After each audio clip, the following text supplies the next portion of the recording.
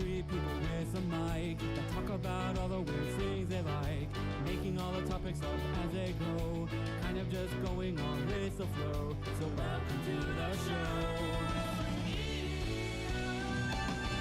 Sit on your chair and just go and play. Coming to your screen now without delay. Listen to the rant any time of day.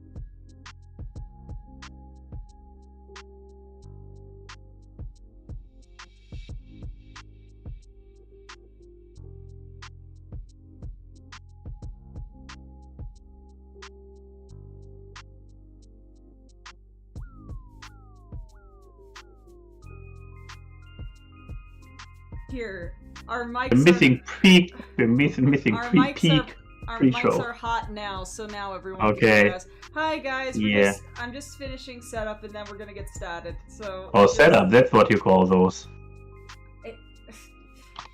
Will you be quiet? Oh, it doesn't help. 10 a.m. Still too early for this. It doesn't help that I just looked at one of the screens and me and Lauren's avatars are actually closer to each other and Max is off in the corner like a sad kid. Mama, why am I alone here? Oh, this wasn't even intentional. This was just my actual reaction. So, I guess at this point we can blame you for creating moments like that. Yes, yes we do. No. You realize the position on the screen has not. You could have just not said what you said. For reference, Odie beat me to the punch. For reference to you two, this is what my screen looked like when I opened up this scene. Wait, where are you even? I lost the server, the call. There's the call. Okay, watch stream. Yeah. Oh yeah. This is after ANY farted a moment. No. Epic gamer moment. You share quite a few similarities with Brett. That's not one of them. That was a terrible time for Brett to come in and close my door. He doesn't know the context of what I just said. Denim says Max is loud and kind of distorted. Yeah, well, good to know. Wait, what microphone is picking up? Maybe distorted sounds like the wrong microphone then.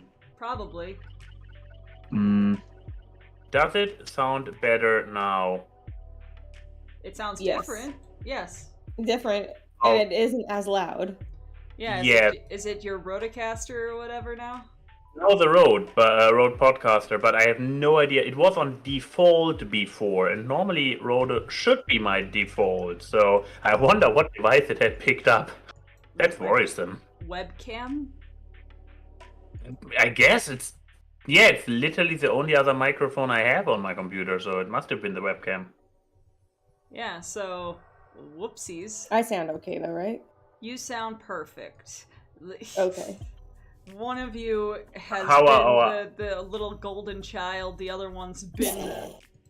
How are our audio levels to each other? Because Lauren sounded, at least to me, very quiet in the beginning. Well, you guys sound fine to me, but I don't know what that means in relation to the chat, so let the chat decide. Yay, chat. You decide. That's actually, that's literally what you said. Yes, I wasn't denying what I said. Yeah. I was kind of like going for like a build up, like like you decide, as in like. No. But yeah, I just ended up repeating what you said without adding anything to it. Yeah, you just regurgitated. Like, You know, since to buy some time here while setup continues, I was just like, because Lightbox came up in a recent discussion, and I hadn't bothered checking ticket prices until I heard it's way more expensive this year. So I decided to go check out the Lightbox Expo tickets. Yeah, each day is $55 unless you get an $150 3-day pass. You realize that only saves you $15. See, Lauren, there's a line from BoJack Horseman that makes fun of Californians, of the fact that Californians talk about Californian things as if they're known by everyone else. I was about to say, because I was about to ask what this even is supposed to be. Lightbox is like an expo animation thing. It's an anime. It's an expo for animation/entertainment professionals. See, this is good to know, because my initial mental image was a con dedicated to the movie Hypercube, which Keith is a big fan of. Okay, wait, no. Because every room is just a white box. Okay, first of all, that's not a con. That's an escape room. At that point. Oh, that would be an escape room now, wouldn't it? But on a level of a convention, now I wanna see this happen. Not necessarily Hypercube themed, but yeah, I wanna have an entire convention that is one giant ass collective escape room with like hundreds, if not 1,000 participants. Max, I don't know how to tell you, but that would probably just be a super spreader event. Like, As would every con be, so... Yes, but I mean, like, it would be more than just, like... Because everyone would be stuck with each other. Because I have the theory that... Okay, you need to be fully vaccinated and have a negative thing before you're allowed to enter. So, problem solved. Now imagine it! Imagine it! Well, I'm also if you wouldn't have interrupted me, I was going to say that I have a feeling that when you put more heads together in an escape room, there comes a point where people actually get dumber. No, I cannot imagine that there is any effect on a crowd of people where the synergy effect kind of goes the other direction and the crowd as a whole becomes dumber than the individuals. I could not see this ever happen. How was that escape room you did with your company the other day? Oh, actually pretty nice. Fun escape room with your company? Not the entire company, so only a small team. And we had to split into 2 escape rooms because even that small group was still too much for one escape room. Traditional escape room, I mean the con escape room would be a special event, obviously. Yes, I get, yeah, sure. But we are... Y'all are also a bunch of nerds! True. Alright, well, I will get... Now we can get started. Everything's ready. Everything is perfect. So, hello everyone! And welcome... What? There's something here. It's I, and you, and her. Yes. He, she, me, we are the 3... We're all together. All together now. We are the 3 wise men. Women. People. Absolutely not. There is nothing wise. I'm like, did you see the title of this stream? Don't make me tap it. Don't make me tap the sign. Bracket. Who are you calling a bracket? starting on the right foot today, I see. Yep. Hello, everyone, and welcome to 3 Idiots, where 3 idiots commit atrocities. And we are back. We are back to everyone's favorite thing to get mad about. I've had some people say that they like and hate this stream because they disagree with our opinions. I wonder how that could be. You know what? We like to sow the seeds of chaos. Oh, I definitely do. Exactly. My argument to them was, if you agree with people who identify as idiots, what's the bad thing here? I think you're getting mad at the wrong thing, buckaroo. But yes, we are back. We are actually close. We could probably finish this bracket today. I'm pretty sure. Yes, indeed. So, we have Max and Lauren here, once again. Hi. Yeah. Yeah. So, should we start with the left side or the right side today? I would like to start with something for viewer engagement. Oh, okay. Okay, we didn't So, do this. Okay. We did not, but it's also just a short bit. Reminding, it's hidden behind my beautiful hair right now. But reminding, we don't only have the left side and the right side. We also have the mysterious final boss. Yes, we do have the mysterious final boss. And I want to invite the audience until we slowly make our way through all those battles towards the final boss to try to figure out its identity before we reach it. Who or what is hidden behind this question mark? Because we have in previous brackets, we had the thing where we had to fill the bracket with movies from other studios. But no, the final boss is a Disney animation movie. And for those who are very, very aware of all the ones that even in the preliminaries were there and everything, you might be able to figure out who is still missing. Anyways, this was just me inviting the audience to have their guesses, to do their detective work, so that they might know the secret identity before the time. And with that, back to you, Keyframe.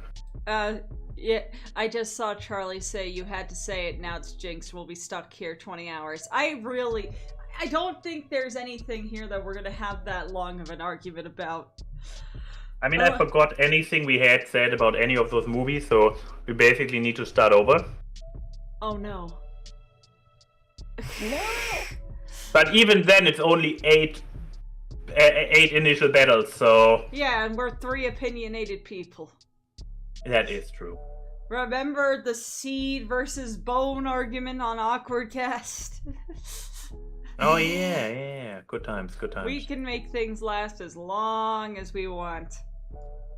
Alright, so I say let's start with the left side. Because why don't we just start with early morning pain? We have Fantasia 2000 versus Encanto. I'm not sure what you're talking about. For me, it's a very easy pick. I mean, for you, I know that one Oh, difficult... Spot's in the chat. Hi, Spot. Who's Spot? The dog? No, in the chat. Is the Brenda Spot from Loop Twit? Is the Spot in the chat a dog? No, hyena. Spotwell, you know Spotwell, don't you? No. It's a Loop on Twitter friend. Oh. Hey Spot, See, are you a dog? See, I totally knew this and wouldn't just try to alienate you by taking Lauren's side. Oh yeah, you totally wouldn't do that. And have not before. But yes. So Max, if this one's the easy one for you, why don't you go first? Encanto. I mean, I believe I vaguely didn't I even try to vote to make original Fantasia win over the 2000 in the preliminaries? I'm not going to tell. You should remember your own opinions. Yeah, but I would say that I probably points to the title of the stream. Exactly. Yeah, And I have the feeling that I probably also tried to get Pinocchio win over Fantasia. So finally we reach one of the most beloved Disney movies of recent history versus this artsy thing. So yeah, Encanto. This artsy thing. This artsy thing. It might have. Here's the thing. Okay. I know what you're saying. Like, whales in the sky, beautiful visuals. But think about that. Dancing donkeys. The donkeys all around, like, shaking their hips, standing on their hind legs, being all like, whoa. You remember those tigers from Zootopia? Well, think again. Yeah, donkeys. Furry. Okay. Anyways, Lauren, what about you? Well, on the one hand, you have a successor to a masterpiece, which in itself is also, both of them are masterpieces in their own way. And then you have Encanto, which has a very important message, a poignant message about, generational trauma, emotional damage. Mm-hmm. And both of them have great music. One more classical and the other, Lin-Manuel Miranda. Can't go wrong. Yes. Both have beautiful animation. I thought this was leading to you being like, however, not just more damage. Oh, she is still completely torn. I mean, it could have been worse, Lauren. Imagine he would have gone second, would have said Fantasia, and then your vote would actually have been the one that counts, or that determines it. Unless, of course, you say Encanto now, then you already screwed Key over. I feel like see, that's the thing. I want to say that with Fantasia 2000, you have more variety of what happens. I know not everybody's going to want to sit and listen to classical music all the time, but you know what? I like the visuals that go with it. I like what they do with it. And if you don't freaking love the Firebird Suite, get out of my face. Is this a whales? No, not everything is the fucking whales. Not everything is the space whales. No, Firebird So Suite Noah's Ark with Donald Duck. No, the literal bringer of spring, the anime one at the end. Oh, with the fly. Yeah. Yes. With the earth spray the gorgeous one. And the elk and the literal firebird. The flying green face. Yes, that's the. You know what? The iconic I'm gonna be the one. I'm gonna be the contrarian to Max this time because I love both. But you know what? I'm going with Fantasia 2000 on this one. Exactly. Leave all the pressure on Keyframe. Fuck. Lauren really screwed the pooch here. Really? Did you Did want I her really, to go with though? Encanto? I didn't want to be the tiebreaker. And also, see, I was right. I said Spot was a hyena, so there. Furry. Talking about Nobody looks at avatars, I guess. Yeah. Also, hey, Keyframe, excited for your returns in a few weeks? You mean where I could shout furry, and probably would start a chant and not someone wanting me to stop? Probably, yeah. Or people start wooing again. Oh, no. I'm waiting for the day that I'm gonna get stuck in an elevator with a bunch of fursuits and the elevator's gonna get stuck. More likely than you think. When you get a car, is it gonna be a Subaru? Okay, Lauren, there's a car show at Eurofur, and shut up, there's probably is a Subaru somewhere. Now we need to take pictures and send them to her. Oh no. Anyways. Okay, look. I love Encanto. I love it so much. There's a but. I have sung its praises over and over and over again. And also some of the songs from the movie. You sang those too. Yes, I mean, I was literally listening to We Don't Talk About Bruno when I was at the gym last night, so But I like 3 songs from Encanto are on my workout playlist. How many songs from Fantasia? Huh? Okay. I have not tried listening to classical music while I work out. I don't know what kind of experience that would be. Very much depends on the classical music, I dare to say. Pomp and circumstance while I work out just sounds I should do that when I do farmer's walks. Slowly holding 2 weights, walking across the turf. Just But Fantasia 2000 was a formative piece of art for little young Chrissy the artist. And I probably wouldn't, love animation as much as I do without it. So it's really a pickle of, one is something that's super important to young Chrissy, and another one is super important to adult Chrissy. So who do I fuck over here? My child or my present? And think about it in a different way. Think about it. What is definitively the superior media? Because we, as the idiots, are the source who is making truth today. We are creating history. I like that you said, just which is the superior one. Like, that's why we're sitting here debating this stuff. You're not making it any easier by saying that. But she's all like, oh, what means the most to me now? I want objective superiority between a visualization of classical music in a very artsy form and a story about a family and the human condition. I definitely want to hear from you right now, which is objectively the superior. Let's see. Okay. I'm going to choose Encanto. Because You hate Lauren? Yes, because I hate Lauren. But also I knew it. Sorry that you had to find out this way, Lau. It's fine. Yeet! But because she mentally yeeted, because I did not have the foresight to throw her avatar off screen. Did she eat herself or did she eat you? I don't know. I don't know who she yeeted emotionally. But the reason I'm back. why... I yeet myself out the window and nobody comes and gets me. Oh wait, hold on. Sorry. I just need you to go away for 1 second. I'm gonna yeet you again. Yeet! Okay. There we go. Okay, she's gone. Nah, I mean, the reason why I've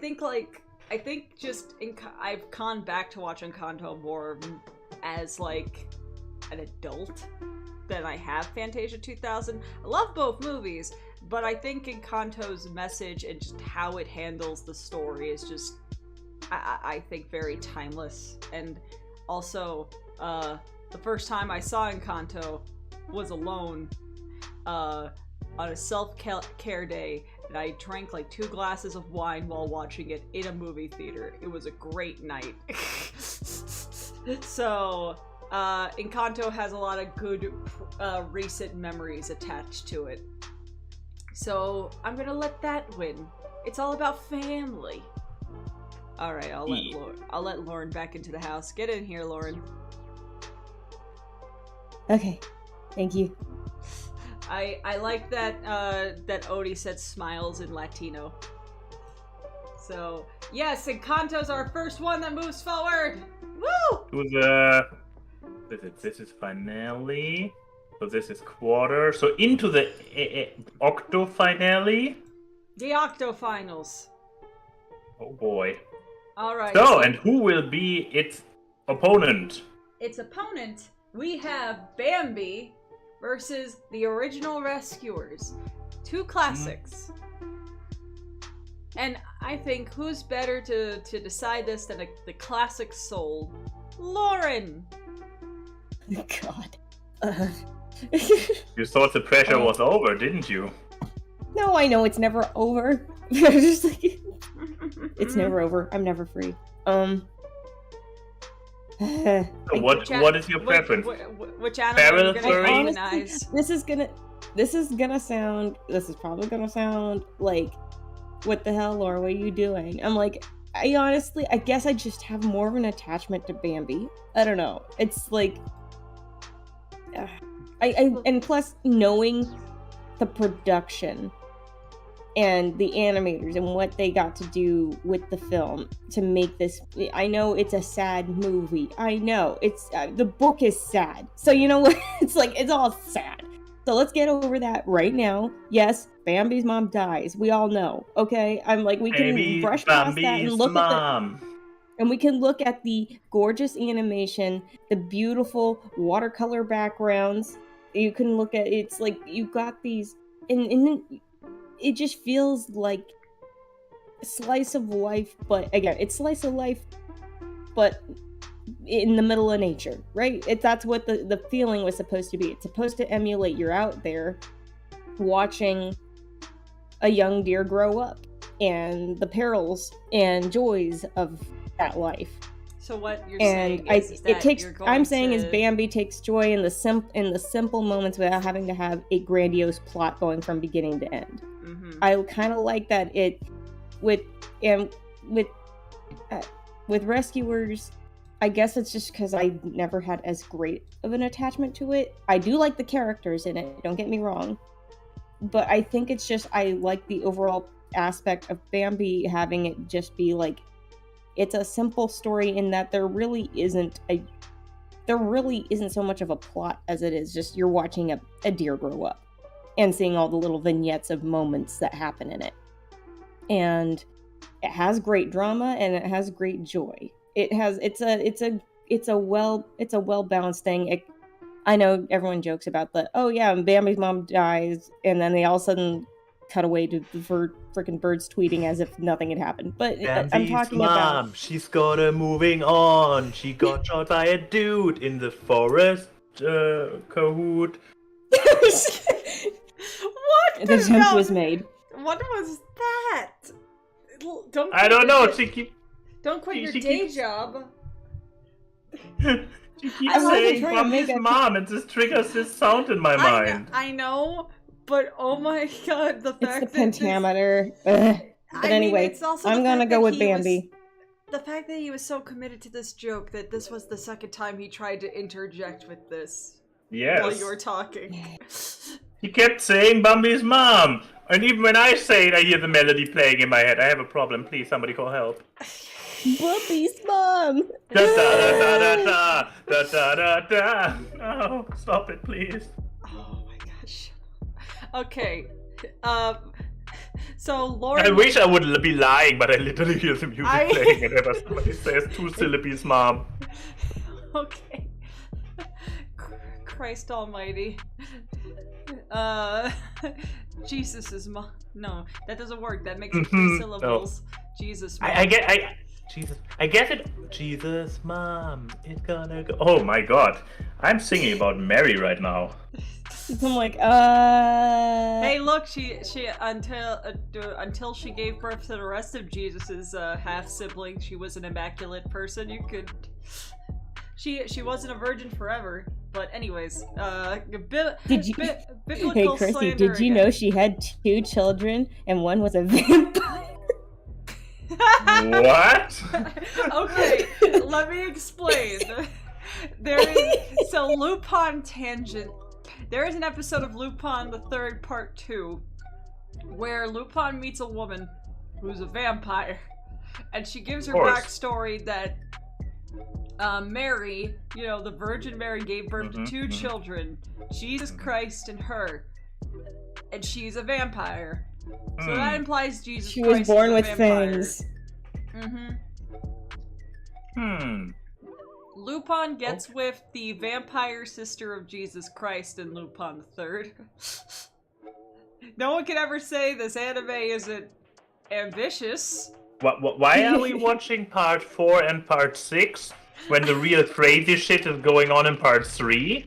Part 2. That's part 2. Oh. Oh, I mean, there's also the one episode where, you know what? That should be a 3 Idiots episode. Is this a real episode of Lupin the Third? Oh. I mean, the problem is both of you would know, and you would just try to trick me. Yes, I do know this. But it's just, because there's an episode where Lupin kidnaps all the penguins from the South Pole to bring them to the North Pole. That sounds like It's a very true. reasonable action. And Wait, are we already playing this game? No. Is it an actual episode? no, this is an actual episode, like deadass. Like, it is an actual episode. And- You can even find Jesus. screenshots The of ep- them flapping, the flapping episode. their arms around with the penguins and to communicate with the penguins. And yeah, it's The episode ends with Zenigata getting possessed by the ghost of Mussolini through a pair of boots he finds in a cave. yeah. I have no explanation for that, Yeah, but it does happen. Believe it or not. Yeah, he just starts doing like the stereotypical Nazi march in the North Pole. So, watch Lupin the Third, everybody. Lupin the Third's the second. Yes, I will warn you, the Mussolini Penguin episode is not dubbed. So, I wonder why. however, it's one of those times where I think watching subtitled anime is worth it. Okay, but yes. So, Lauren chose Bambi, she took out the Yep. rat poison, and killed the rescuers. Okay. Yep, as she does. So, Did we not mention that this is a literal death battle? So any movie we don't pick, we kill everybody we killed the in it. space whales, so... But I think I am gonna kill Bambi. Also, oh wait, you're killing Bambi, okay. Yeah, I'm gonna chill. I am going to pick the rescuers. I love Bambi. Bambi's a very cute movie. It's very pretty. All the things that Lauren said, little Miss art student over there. But However, I think the rescuers is a more high-flying tale, and like there is merit to being a slice of life story, all that. And what happened to his mom was very sad. But you know what? I am those birds in spring. I do not care that your mother has died. You little deer. That happened. We have to control the deer population. This is encouraged in many places in the United States. Y'all breed like rabbits. So... but also, I just think The Rescuers is still a fun movie, and I can remember more things that happen in The Rescuers than I can in Bambi. You know, Bambi's a baby. He walks on an ice lake. His mom gets killed. He gets horny, and then the woods goes on fire. That's all I remember from Bambi. this is basically everything you described. Yep, I see this mental image. Yep, I see this mental image. Just iconic scenes. Yeah, right. That's all I remember from Bambi. But yeah, I think I'm gonna go with The Rescuers. I want to go with the adventure. The adventure. Also, does Bambi have boobs that needed to be censored? I don't think so. Rescuers had edge. Wait, really? Please, not the old lady. No, not the old lady. There's No. a scene. There's a scene in Rescuers where they're like, you know, they're getting chased. It's like It's on the albatross. Yeah, it's on the albatross. And in the background, you could see a topless woman changing, and they had to censor it in future releases. It's because they snuck it. The animator snuck it in as a hot. Yeah, I like might have actually heard of that. You know, like the penis tower in Little Mermaid. Yeah. I know my penis towers. Yes. Oh, do you? Oh, but yes. But Max, what is your decision now? Which animal is going to die today for population control? That's a curious one. So, I mean, one argument for Bambi would be like metagaming it. I want to see, especially after Lauren's description of showing an entire life and whatnot, like pinning Bambi, this entire life versus Encanto. Where it's all about the family, and funny enough, both are about neglectful parental figures, if you think about it. Not the mother died, so she has a good excuse, but the dad, fuck the dad in Bambi, am I right? Yeah. The sequel shows that he isn't a complete, like, this like His dismissive person or anything. his dad's just Sir Patrick Deers. Stewart in the sequel, so like. Yeah. Oh, that automatically upgrades him, retroactively for the original one. But we don't talking sequels here. Yeah, even though we're not Rescuer's talking- sequel was on here originally. Yeah, we're not talking about sequels and Bambi's exactly. boyfriend. Like, I'm just pointing out he's not a complete, you know. I mean, Yeah, point being. On the other hand, there's of course my internal conflict as the local furry, because totally nobody else in this call might be a furry. Exactly. We have the big thing of feral versus anthro going on here. yeah. It's just like, I mean, also, the one movie has the characters be canonically children for most of the movie. oh Jesus, I didn't need that fun. Okay, now with this new information that I just got, rescuers, please. That is your rule of thumb. Is I can't have the hots for more than just 2 adult characters in Bambi, No. but there's plenty more in Rescuers. But no, on a more serious note, I actually do go with Rescuers, because the slice of lifeness of Bambi doesn't sit so. That doesn't resonate well with me. Rescuers actually has the story has like more of a how did you put it, Keyframe? Not high stakes story, but I don't know. Yeah, but but that kind of story. Yeah, Mm-hmm. I am highly eloquent today. I prefer the movie that just has more stakes to it. Bambi only really gets stakes at the end.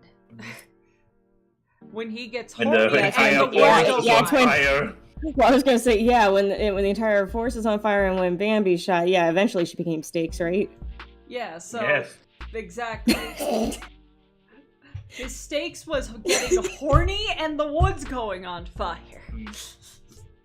No, but it's also the thing that Rescuers left a bigger impression with me than Bambi. Mm-hmm. Because you can mention all those scenes and I'm like, oh yeah. But then with Rescuers I like, okay, no, there's this little United Nations thing in the beginning.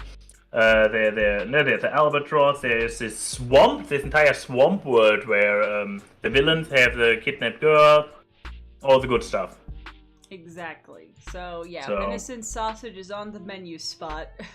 We're having Bambi meat tonight. Yeehaw! Unrelated. I've 2 for tried 2. deer It's meat fine. once. It's fine. Maybe, It's fine. okay, let's be completely honest now. The only one and true reason is why I picked Rescuers is that I don't want to hear the melody of Stacy's mom playing anymore in my head. So we needed to You get brought that Bambi on out of here. yourself. You brought that on yourself. The band, whichever came up with Stacy's mom, brought this on me. I Fountains of forgot which Wayne? band it is. Fountains of Wayne. That's the name of the band that Yeah, made Stacy's mom. I know a lot of people think it's Bowling for Soup. Bowling for Soup for a time thought they made Stacy's mom. No, it was Fountains of Wayne. But okay, let's shift over to the right side for a bit. Oh, you just my expectations. Kaboom. I'm just going to, I'm going to keep y'all on your non-existent toes because I didn't draw your feet. You sure did. I was already like, oh, I see what you're doing. You just avoided this battle. Okay, no, I'm saying this right now. Sorry, I see this in the chat. Up next, England versus Rome. It is Greece. It is Greece. Don't Stop mixing them up. How dare you? Italians are not just Greeks in cursive. How dare you? Are you? Shut up. Get out of here with that. Get out of here. Look. He literally visits Theban. Theban is, or used to be, I don't know, a Greek city. Yes, also, we have Zeus and Hermes and... those are literally Hades. just Mercury and Jupiter with a different paint job. I know, I'm saying that you don't hear them calling them Jupiter in the movie. Yeah. We're not in Rome. We're not in the land where the gods were just, hey, can I copy your homework? Like, no. Look, there's many things We that went with the OG. Italian. Yeah, there's many things where the Italians did better than Greece. The god mythos was not one of them. All right. At least we don't smash plates. On purpose. But yes, no, I'm not. I wasn't avoiding that conflict. I know we're gonna get to it. I just want to keep us on our toes. That's all. So what is the next match? If we you really want to keep us on the... We are either you really going to wanna- kill a child or we're going to kill a bunch of puppies. So We're we have still going 100... from top to bottom. Yes, we have 101 Dalmatians versus Moana. And I guess I'll go first. I'm picking Moana. Why? Well, okay, look, I love 101 Dalmatians. It's a great movie. It's cute. It's full of dogs. We all know how much I love dogs. I'm I thought probably... you were a cat person. No, just because I like What a you. great Wes Anderson movie. Just because I like you does not mean I'm a cat person. Just because you are a human cat does not mean that I am a cat person. I'm a ferret, let you know, which is like a cat, but clumsier. I mean, yes. Yes, that is true. But you are... Your soul is more cat-shaped. But, you know that one Jesse discussion about cat people and dog people. I very much do. And I myself am a dog, so 101 Dalmatians resonates with me. Also, Cruella de Vil. You can't beat Cruella de Vil. However, Moana is basically my Zootopia, like how AC Racebest saw Zootopia in theaters like a million times. I remember when Moana came out, I think I saw it in theaters like 7 times when it came out. Saw it like 6 times in theaters in the US, and then I watched it again in Germany when I visited. Because for some reason it was still in theaters when I visited Germany, and it was titled Viana for some reason. Cool. But I just really love this movie. Because Moana was the name of like a porn star or something, right? Similar thing, I don't know, but it was already given to somebody or something. Similar as with Zootopia, which also is called Zoomania in Germany for similar silly reasons. Hilarious. But I just adore this movie. It's hilarious. It's beautiful. Moana's one of my favorite Disney heroines. I think she's just a great character that cares about her family, but is also independent. It's refreshing to see a Disney heroine, like, not be a completely selfish piece of shit. She's the anti-Merida. Okay. I was about to ask, like, wait, who are you referencing? Merida. I hate Merida with a burning passion. Why must every redheaded Disney heroine be like a selfish child? Wait, we had more? Oh yeah, right, Ariel, yeah, okay. Yeah, Ariel. But also the music's fantastic. I mean, it's Lin-Manuel. That's almost 2 for 2 Lin-Manuel choices. Yeah. What are you excuse me? What am I getting excused? Cruella de Vil. That's Cruella one de song. Vil. That's And one you are telling me that this song is not able to beat all of the songs Lin-Manuel made for Moana combined, huh? Yes. Huh? Is that what you're saying? Wow. Well, look, 101 Dalmatians has Cruella de Vil, but Moana has You're Welcome and Shiny. Oh no, she actually has a good Like argument. my biggest argument here, Moana has Tamatoa. Like, come on. You can't beat It's Shiny. Starship Frillis. I was about to say, you need to stop watching Thrillers. You can't beat Shiny Crab. Which, by the way, you know what? I'll give Moana this too. Moana was able to hide characters from the trailers. You know how hard that is nowadays? No one knew Tamatoa existed before the movie came out. Like, people didn't know that there was going to be shiny Flight of the Conchords crab. Grab the deck and make it look shiny. Exactly. Dan. Look, who doesn't like the song Shiny? And if you Oh, don't, I love it. And if you do, you need to do some homework of why you're wrong. But so yeah, I'm gonna pick Moana. Also, I'm a sucker for any movie that has like an island, beach, water, scenery. I love the water. I love the beach. I will swim You are in a true Pisces. Yes, I will swim in the ice-cold Mediterranean because I love water that much. So, totally not like something that actually happened in real life that led to regrettable decisions. So, that is my choice. What does Lauren say? Yeah, Lauren, what are you gonna pick, Lauren? You know what? I'm actually not going to be the contrarian here, mostly because I keep losing out. But anyway, but I will also stand by the very same points that I feel like they don't need repeating. Is that Chrissy has pretty much all the same points I would have brought up for Moana. She is also one of my favorite Disney heroines. I love the setting. I always love anything set in like the South Pacific, Polynesian Islands, anything like that. Like I love that stuff, and I love when it dives anything that can dive into another culture's like their mythology, their lore, all that kind of stuff. And, yeah, you know, like 101 Dalmatians dives into the culture and lore of the British. Is any of us British? No! The unseasoned lore of the British.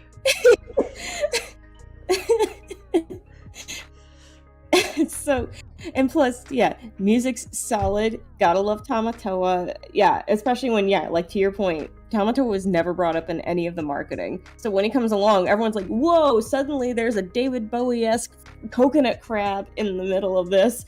That's the one that ate also... Amelia Earhart, officer. Yeah, I mean, look, if it was a coconut crab that big, wouldn't you believe it too? He didn't just eat Amelia Earhart, he ate the plane. Plane. He just grabbed the plane from the sky, like, oh look, a little snack. Oh, but yeah, I'm like, I feel like, yeah, it just, and yeah, I feel like it just doesn't need to repeat any more points than that, because I would have said all that same stuff, and I do, and I genuinely love Moana. I mean, nothing wrong with 101 Dalmatians, and again, this is not to slander 101 Dalmatians. It's like saying, this is good, but I like this, you know? It's like, yeah. You know, you have two things you enjoy, and especially, like, I've quoted 101 Dalmatians so many times, and Cruella is a fantastic villain. When you really don't have really so much of a villain in Moana, I mean, Tamatoa is there, but he's not your main villain. No.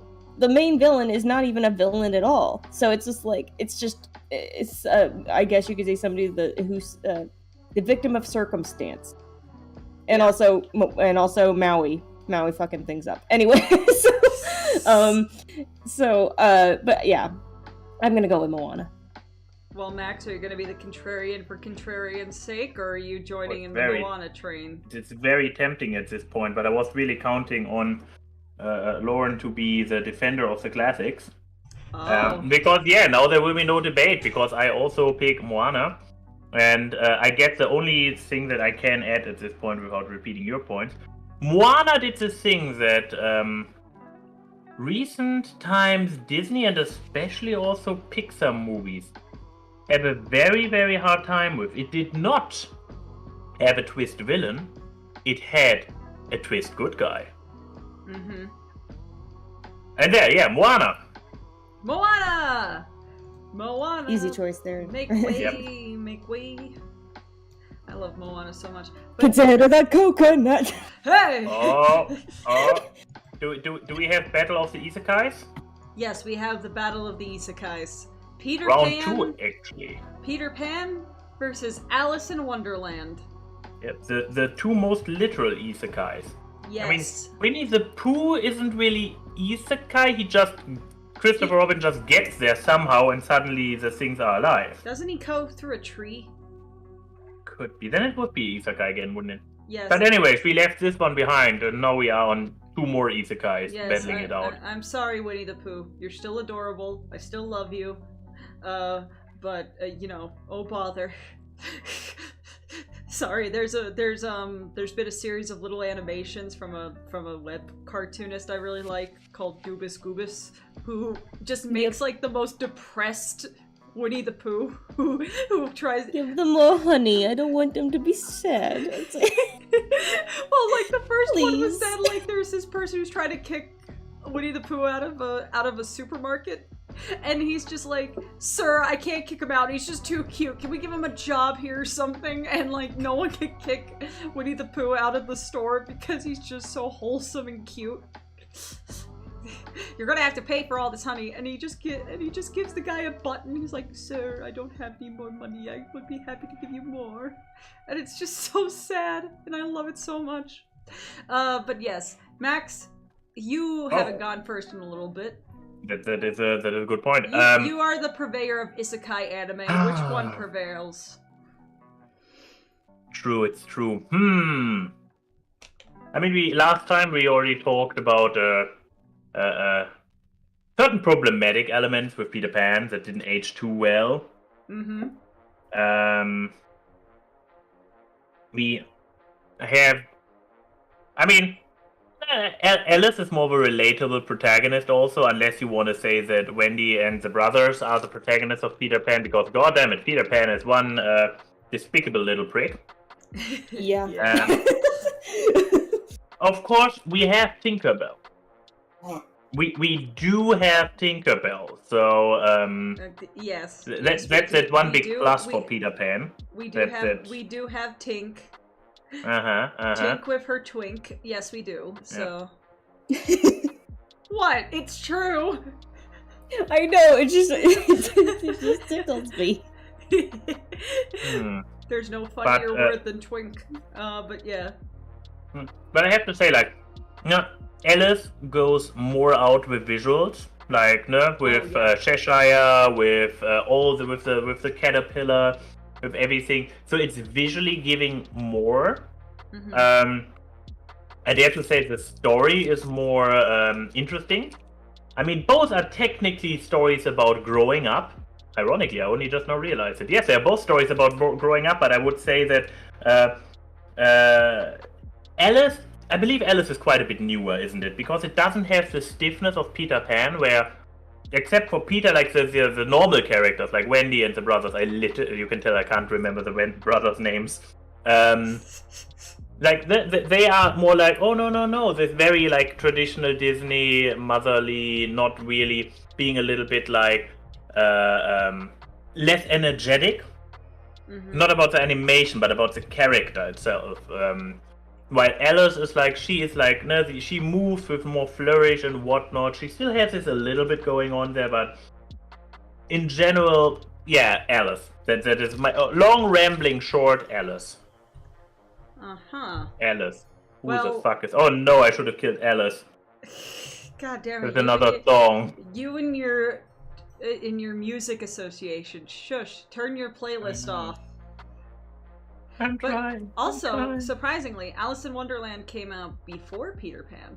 What? Really? Huh? Well, yeah. Look Peter at Pan, me getting it completely Alice in wrong. Wonderland was from 51, and Peter Pan was from 53. Okay, so basically still. And the same actress who played Wendy played Alice. So. No. I was less talking about the voice performance and more about the character interacting with the world and everything. But, call me surprised. Well, there you go. But Lauren, I'm sorry. I don't know if you're going to be the contrarian or the agreeer, but I'm also going to go with Alice in Wonderland. Oh, funny that you say that, because I'm not gonna be contrary either. So, but go state your piece. Well, Alice in Wonderland is first of all a gorgeous movie. Like, I love the visuals in Alice in Wonderland. Like, knowing that it's from 51, like some of the more trippy visuals they do, like, feels very ahead of its time. Like, when you look at a lot of like the backgrounds and everything in Alice in Wonderland, a lot of it is just inky blackness and then bright, like almost neon color, and it just looks so fucking cool. I love the character designs, and I'm a sucker for a pseudo road trip movie where you're just walking along and meeting like kooky characters on the way. a very Muppet movie plot, if you would. And yeah, if you know what, Alice in Wonderland would have had a joke of there's a fork in the road. They would have actually done it. Turn left at the fork in the road. Turn left and have a giant fork in the road. Exactly. And I'm very, very picky when it comes to child characters. Usually I hate children. I want them to suffer. But, what?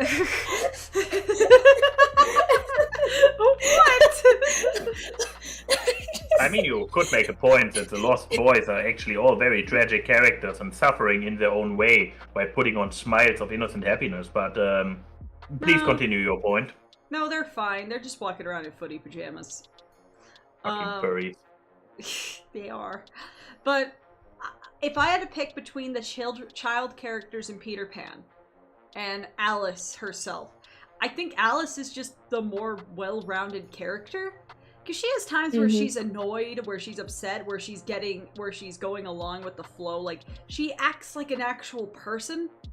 I feel like Wendy, I know Wendy's whole thing is that she is kind of like the maternal one of the Lost Boys, to her brothers, and away to Peter.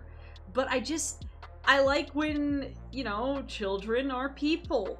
A weird take, I know, but I just really like Alice as a character. She was very memorable, and when there was a running thing of child characters kind of being bland as unbuttered bread, I felt like Alice set a good precedent for how to write a kid character, especially a kid girl character.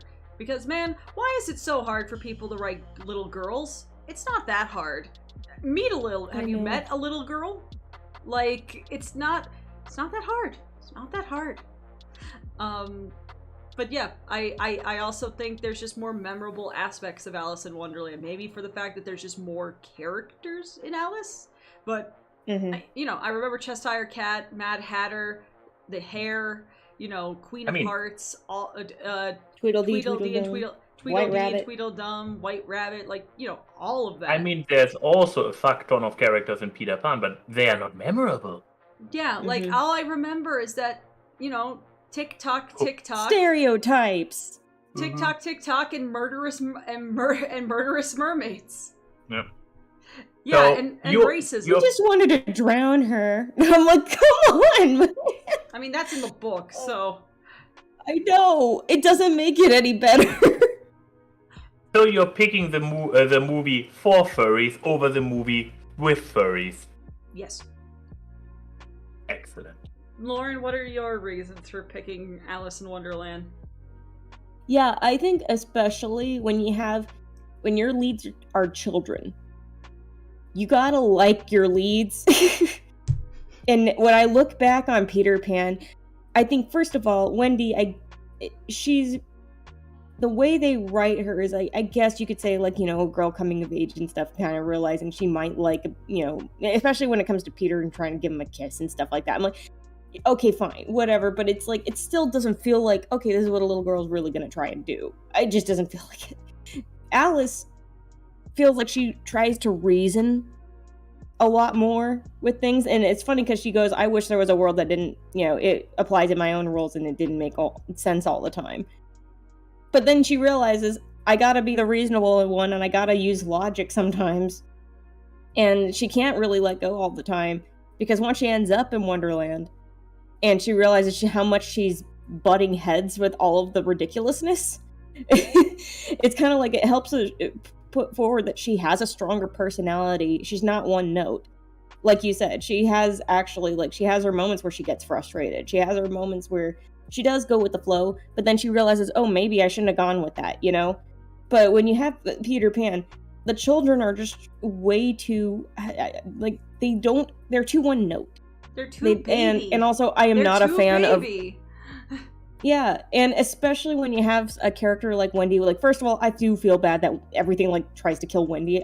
That is just so harsh. I'm not a fan of her, but I still am okay, she doesn't deserve that. It's I mean, the most unfortunate character in the movie is their poor dog, who yes, almost gets hung because of the fairy dust. I love that dog. Poor That Nana. Nana I'm like deserves literally to better. quote the movie, poor Nana. Yeah. I mean, first being traumatized by seeing her kids flying off. No, first being kicked out of the house for some reason, I believe, Yeah, which was not her fault. yeah. Then being traumatized by seeing her kids fly off, and yeah, then the upside down hanging. Yeah. Jesus. You know what? Fuck Peter Pan 2. I want a sequel that's just a redux of Nana trying to find the kids. And that it's a Lion King 1.5 situation where she actually was able to escape her Yeah. collar and get to Neverland and she's just always in a background event in the movie. Like, I want my Nana hero story. Justice for Nana. Also, Yeah. I had to Hashtag realize... justice for Nana. Also, guys, I just had the realization of why Alice in Wonderland is so much better. Alice in Wonderland is just an escape room movie. Ooh. She has to solve a bunch of puzzles. There's a bunch Yeah. of kooky characters, basically different rooms, and the way she gets out is crying. Because if you start breaking down crying in an escape room, they're probably gonna let you out. Yeah. And look at Peter Pan. They just go there. It's like a daycare. They go there because they want to, and when they're done, they return.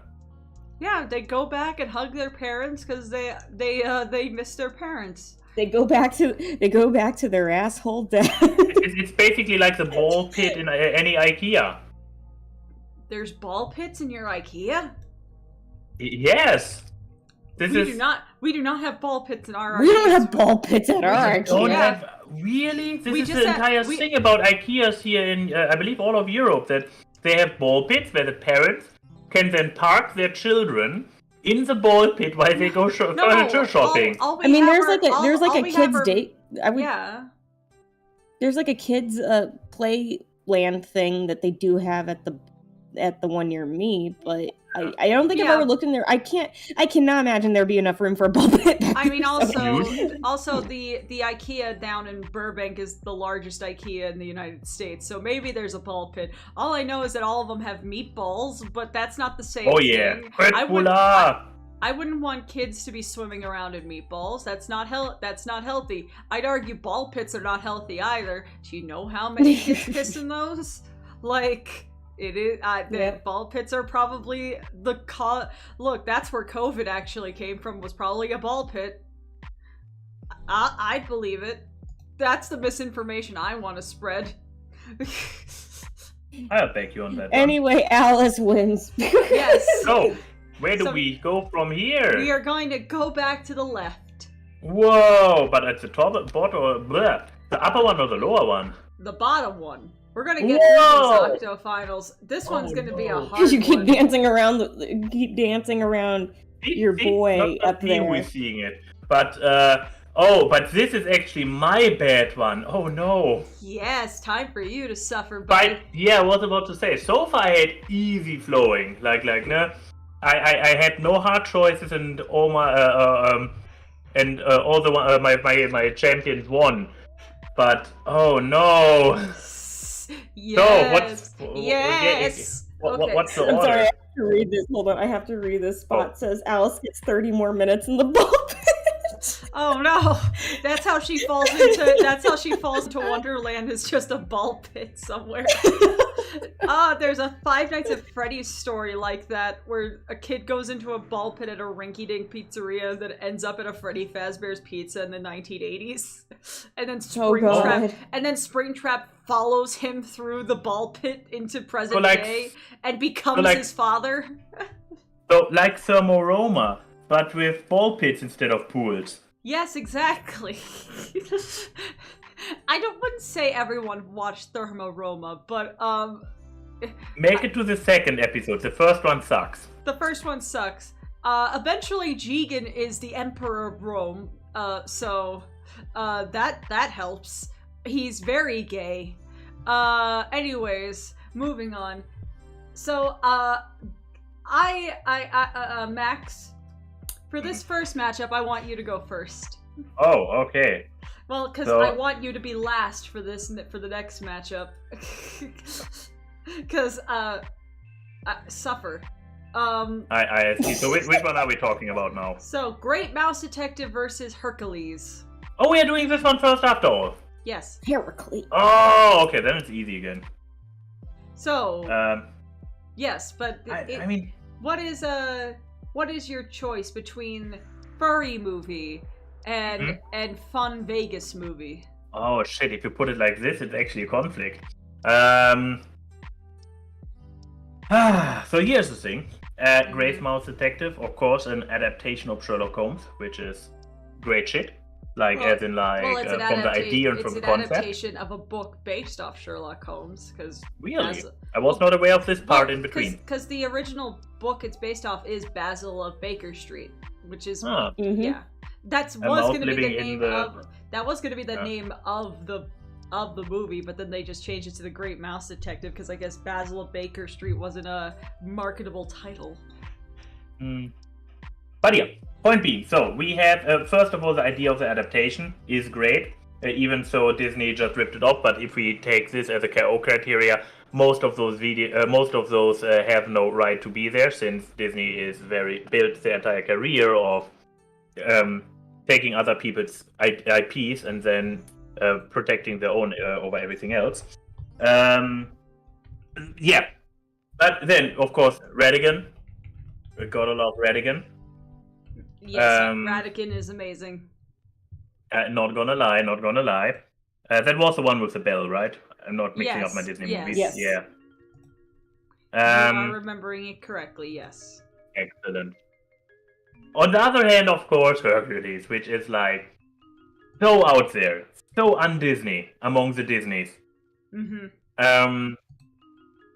Hercules was before Emperor, right? Hercules was before Emperor. Hercules was 97. Yeah. And then Hercules was 97. Great Mouse Detective was like 80. Hercules is my birth movie. Yeah. And then Great Mouse Detective was like 88?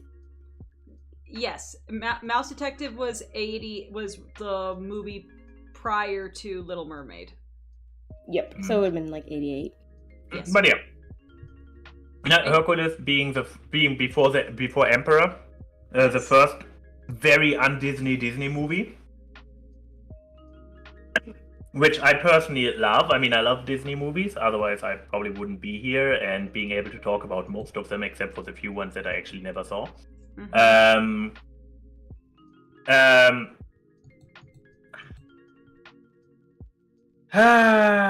the thing is that I still probably maybe it's jiggling the keys in front of a baby's face, but Hercules, maybe also because it entered my life at a later point where I appreciate. I mean, when it came out, it was later in time. That's like it hit me in a spot where I could appreciate its zaniness to the fullest, and therefore it already had an unfair advantage. And I know, but you see, here's the thing. I corrected. It was 86. Oh. Great Mouse Detective was 86. Yeah. I'm still older. But yeah, point being, yes, furry, and I can completely see where you're coming from, being a straight female furry yourself. Yes. But for me, as a straight male furry, there's Basil. There is his Watson equivalent. Dawson. There's Radigan. Yes. And the FBI character. I mean, there's the showgirl mouse. I know a lot of people like the showgirl mouse. That is a fair point. But it's sadly not enough. She's too little in the movie. While we have in Hercules, we have Meg. So that is true. Meg is fantastic. Also, Meg is actually, as a standalone character, pretty great. She's one of my favorites. She's one of my favorites too. Yeah, Meg is fantastic. We love good old Rose Quartz in this movie. Hercules as the idiot hero is lovable and great. Hades, of course, Hades. Come on. Radigan, yes, A tier. Hades, S tier. So, ranking Disney villains, huh? On Three Idiots. When? We should do that next month. We should. We should. Yeah, well, Screw this. Let's stop this stream right here, right now. Fuck everybody who wants to have a nice resolution on this entire battle bracket, and all those who still try to figure out who is the mysterious final boss behind the question mark. Wink, wink. I didn't hear any guesses in the chat, guys. Let's drop actually, this all in its. Someone did make a guess, and it wasn't correct, but it was a good. Someone guessed the American Alice in Wonderland, like basically the live action Alice in Wonderland movie that Walt Disney made before the animated one. Great guess. A very out of pocket choice. We're not that creative, so no. But no, we'll that one's definitely going on the list because ranking Disney villains would be fantastic. But no, okay. But you're picking Hercules. Yes, very clearly. That's the end of this statement. Okay. Exactly. So I'm gonna go next. I'm gonna pick Great Mouse Detective. So Lauren's gonna get left with a tiebreaker. Sorry, Lauren. But look, I love both. One is my birth movie. Hercules has been in my life as long as I've been alive. Get your sword and all that. I had the VHS tape for this movie. Get your sword. I love Hercules. I love the art direction. I mean, it's the person who designed Pink Floyd's The Wall. Like, I'm of course I'm gonna like the zany looking character designs in this movie. It's very un-Disney. Which I fully appreciate. I love the music in Hercules too. I love the gospel sound, everything. The muses are just mwah, sing it, ladies. All that. I love all of it. But they're human. And I could watch any other movie. I can watch any other movie about a skinny ginger white boy go. Like, it's what it is. The movie is white boy go. The movie. It doesn't have a handsome mouse in it, therefore boo. Exactly. The only somewhat furry character is Danny DeVito, and I'm not into that. What about the centaur? He was one tough guy, right? I'm not into with his goatee. Type, and that's not the centaur. I have a type, and it is not. Look, if you're not a lanky boy, you're probably like not in my atmosphere, with like a few exceptions. Centaur from Hercules is not part of that atmosphere, but. I mean, I do love Meg, and if I wasn't straight, Meg would probably be like one of my number one. Like, yes, sadly, I am straight. Another idea: Disney damsel tier list. Oh God. I mean, at that point, you could just make Disney female characters because they stopped really. Hey yo. But then Moana would just go in there and kick everybody's butt. That is true. But Mirabelle too. Mirabelle and her sisters would all probably get on there like in some way because like it's like Luisa and Isabella are both fantastic. Yeah, modern day, all the modern day Disney labels, ladies would kick. The only two that would probably like have a fighting chance is Tiana and Mulan. Mulan was definitely never. She was not damseled at a single point in the, at least in the cartoon. I'm not sure about the live action. Yeah, we don't talk about the live action. No. We don't talk about live action Disney adaptation. But no, Great Mouse Detective, is also one of my like formative movies in many ways. I mean, I love Ratigan. I think the villain.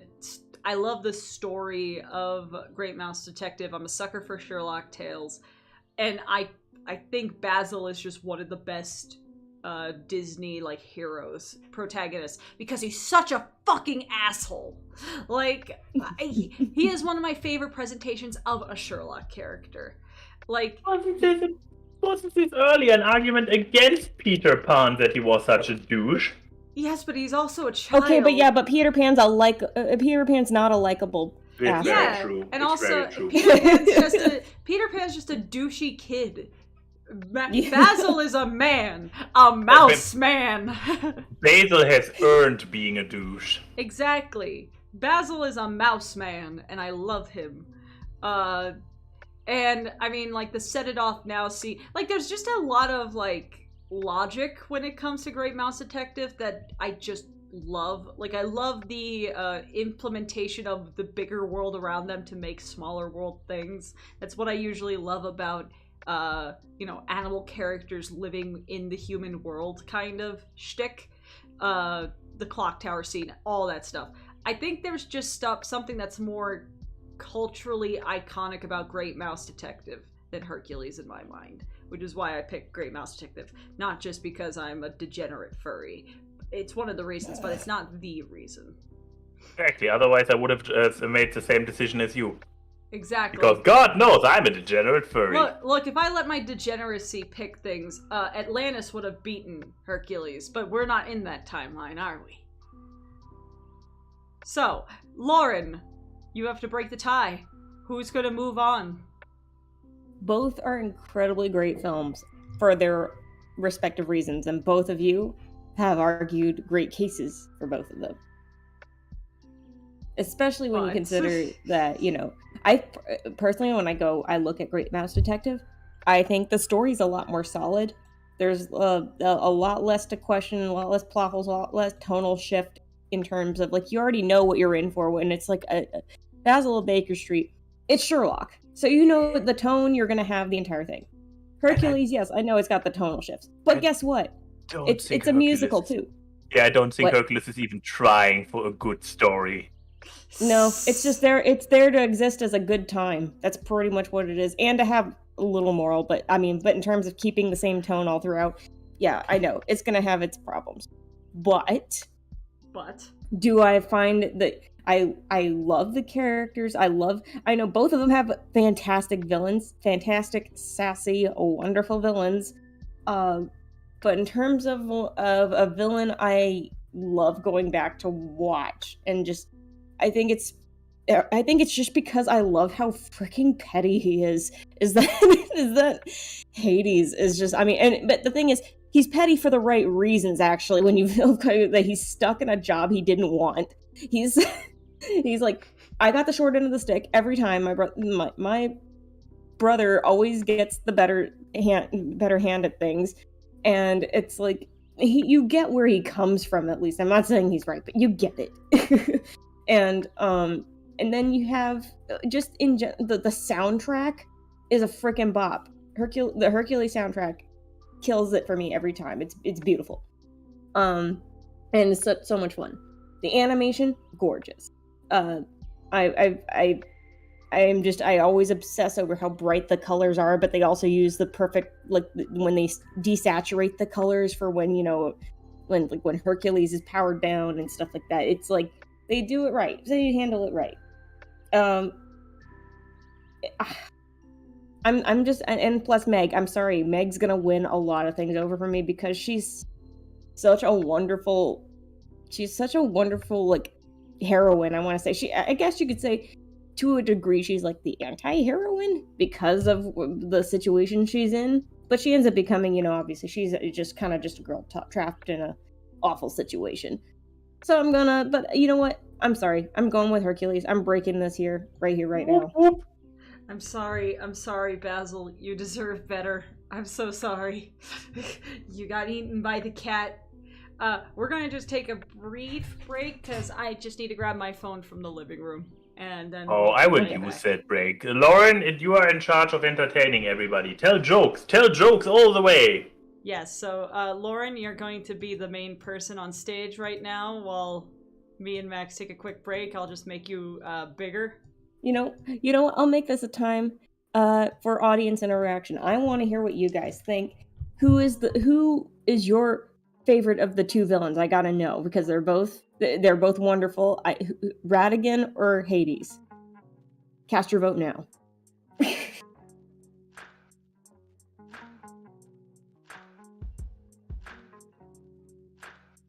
I wish I could put in a poll, but I can't do that right now. So yeah.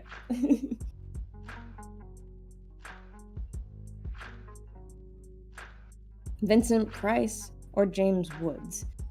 You know, if you don't count but with James Woods tweets, but you know.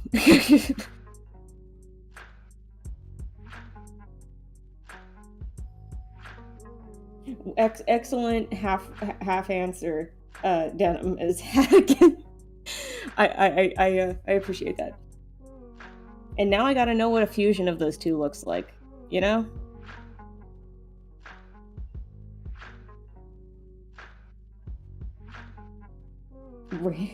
Radies. Is it, you know what? Is that a ship name now? Do you think this is this right, like a villain ship? Sorry, I felt like a millennial that was lost if my phone wasn't 2 feet away from me. Oh, that's good. Max is probably still peeing. Got so a we lot have of Hades, time. got a sprinkling of Radigans. What? How many wrong people are there? Well, I'm saying there's a lot of Hades answers. I mean, I like Denim's answer to just fuse the two together. I like. Well, that's why I said, is this the ship name? Should we just? I mean, it's either a fusion or they're a ship or both. Wouldn't Radigan look cool with like flaming hair though? I mean, he would just look like a rat on fire, but that would be great. This rat is on fire. I mean, like, I know a lot of people want to. I know one crack theory that Biggie Cheese from the Barnyard movie is just a descendant of Radigan. Mr. Bombastic. Mr. Bombastic. Sequel to Great Mouse Detective, where the dance hall mouse was the puppet master all along. Oh god, a femme fatale one. She was the true Fujiko. See, now that right there would be your Fujiko.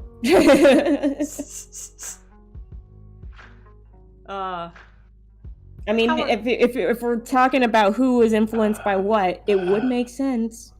How? Oh, I hear the groans of a peed out person.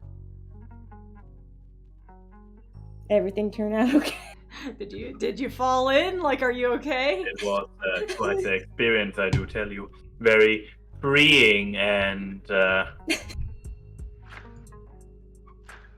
One day I hope that you go to use the bathroom and one of the ferrets comes in and just poops on your shoe or something while you're using the bathroom. I was about to say, the ferrets come in all the time. Most of the time the ferrets are even already in there. What, do they sleep in there or do they just shit that much? During the day, a lot of sleeping is happening. Ah. In the bathroom for reasons. I mean, it's given the temperatures recently, it's probably the coolest It's room in probably the house. cooler in there, yeah. Yeah, it's one of the cooler rooms in the flare. But yes, we are going to move on to the right side.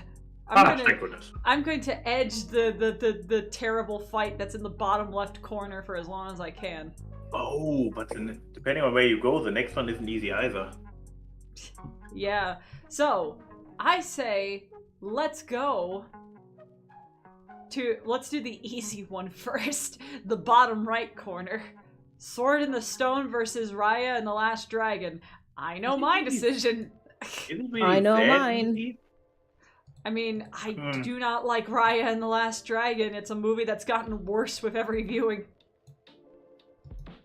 I can at least say Sword in the Stone is memorable. It's flawed, but it's memorable. So yeah, my choice, very easily, is going to be Sword in the Stone. Because you know what?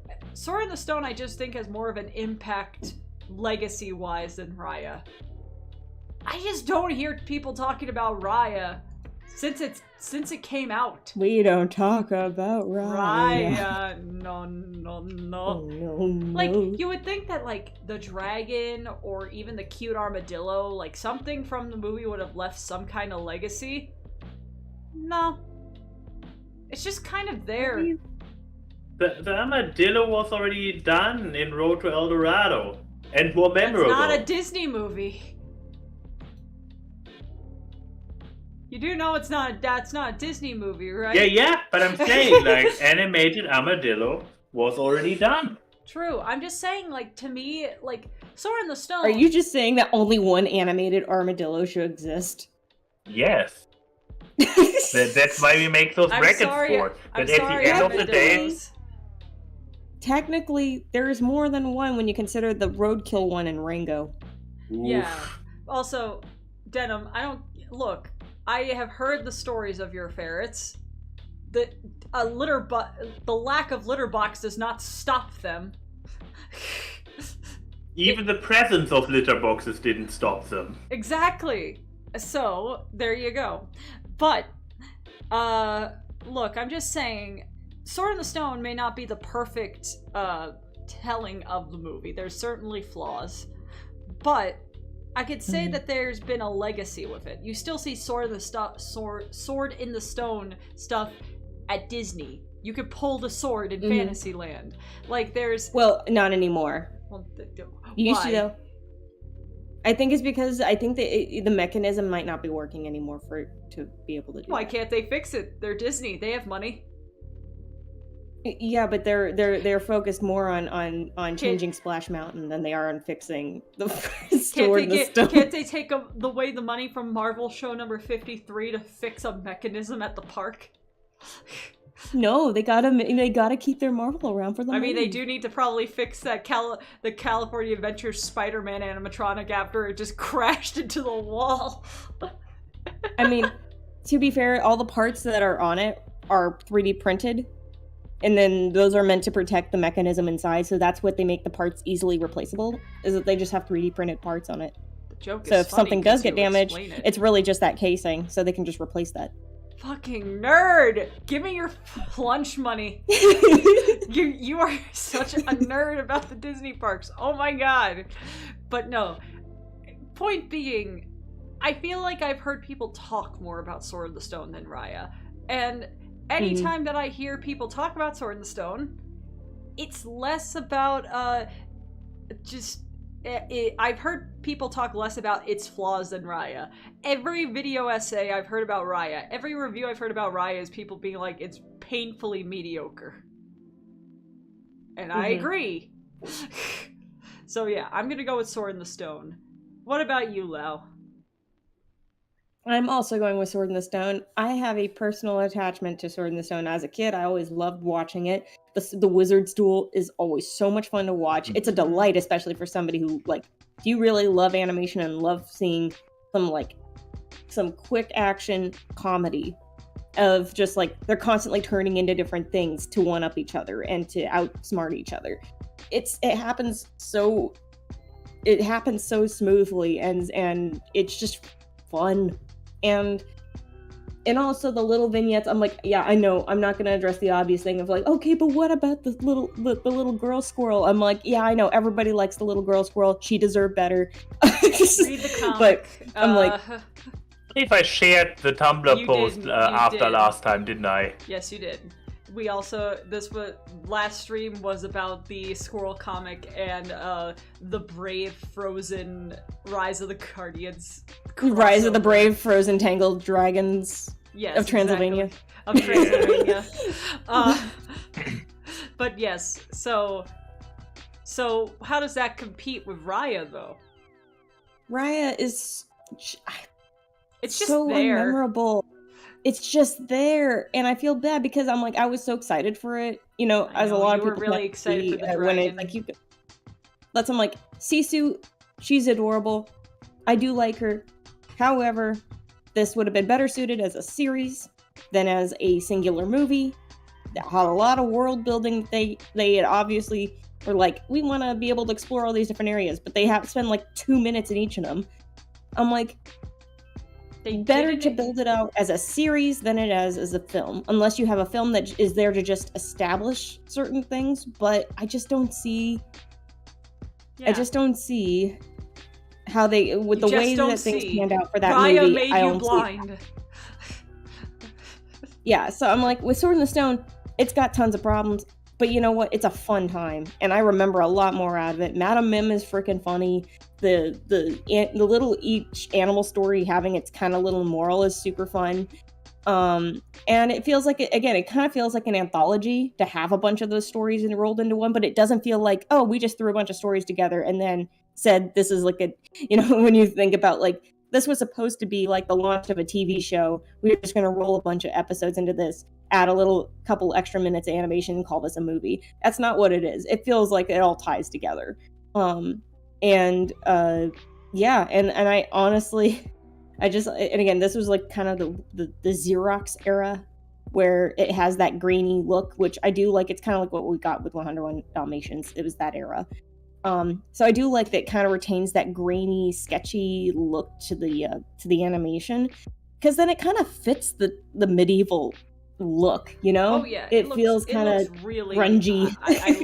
I love the Xerox era. I like the more like sketchy look. It definitely had a brand to it.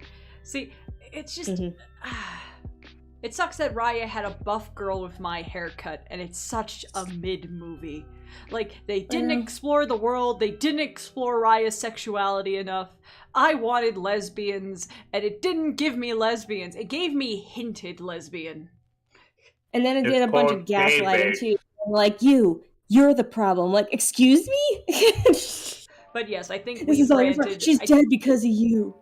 I think we've had our. Come on. I think we've had our rants enough about Raya. Let's go to the boy, Max. Are you going to join the Raya mid choo-choo, or are you going to actually put up an argument? Here's the thing. So hear me out, and your minds might be blown and changed by the end of it. Yeah.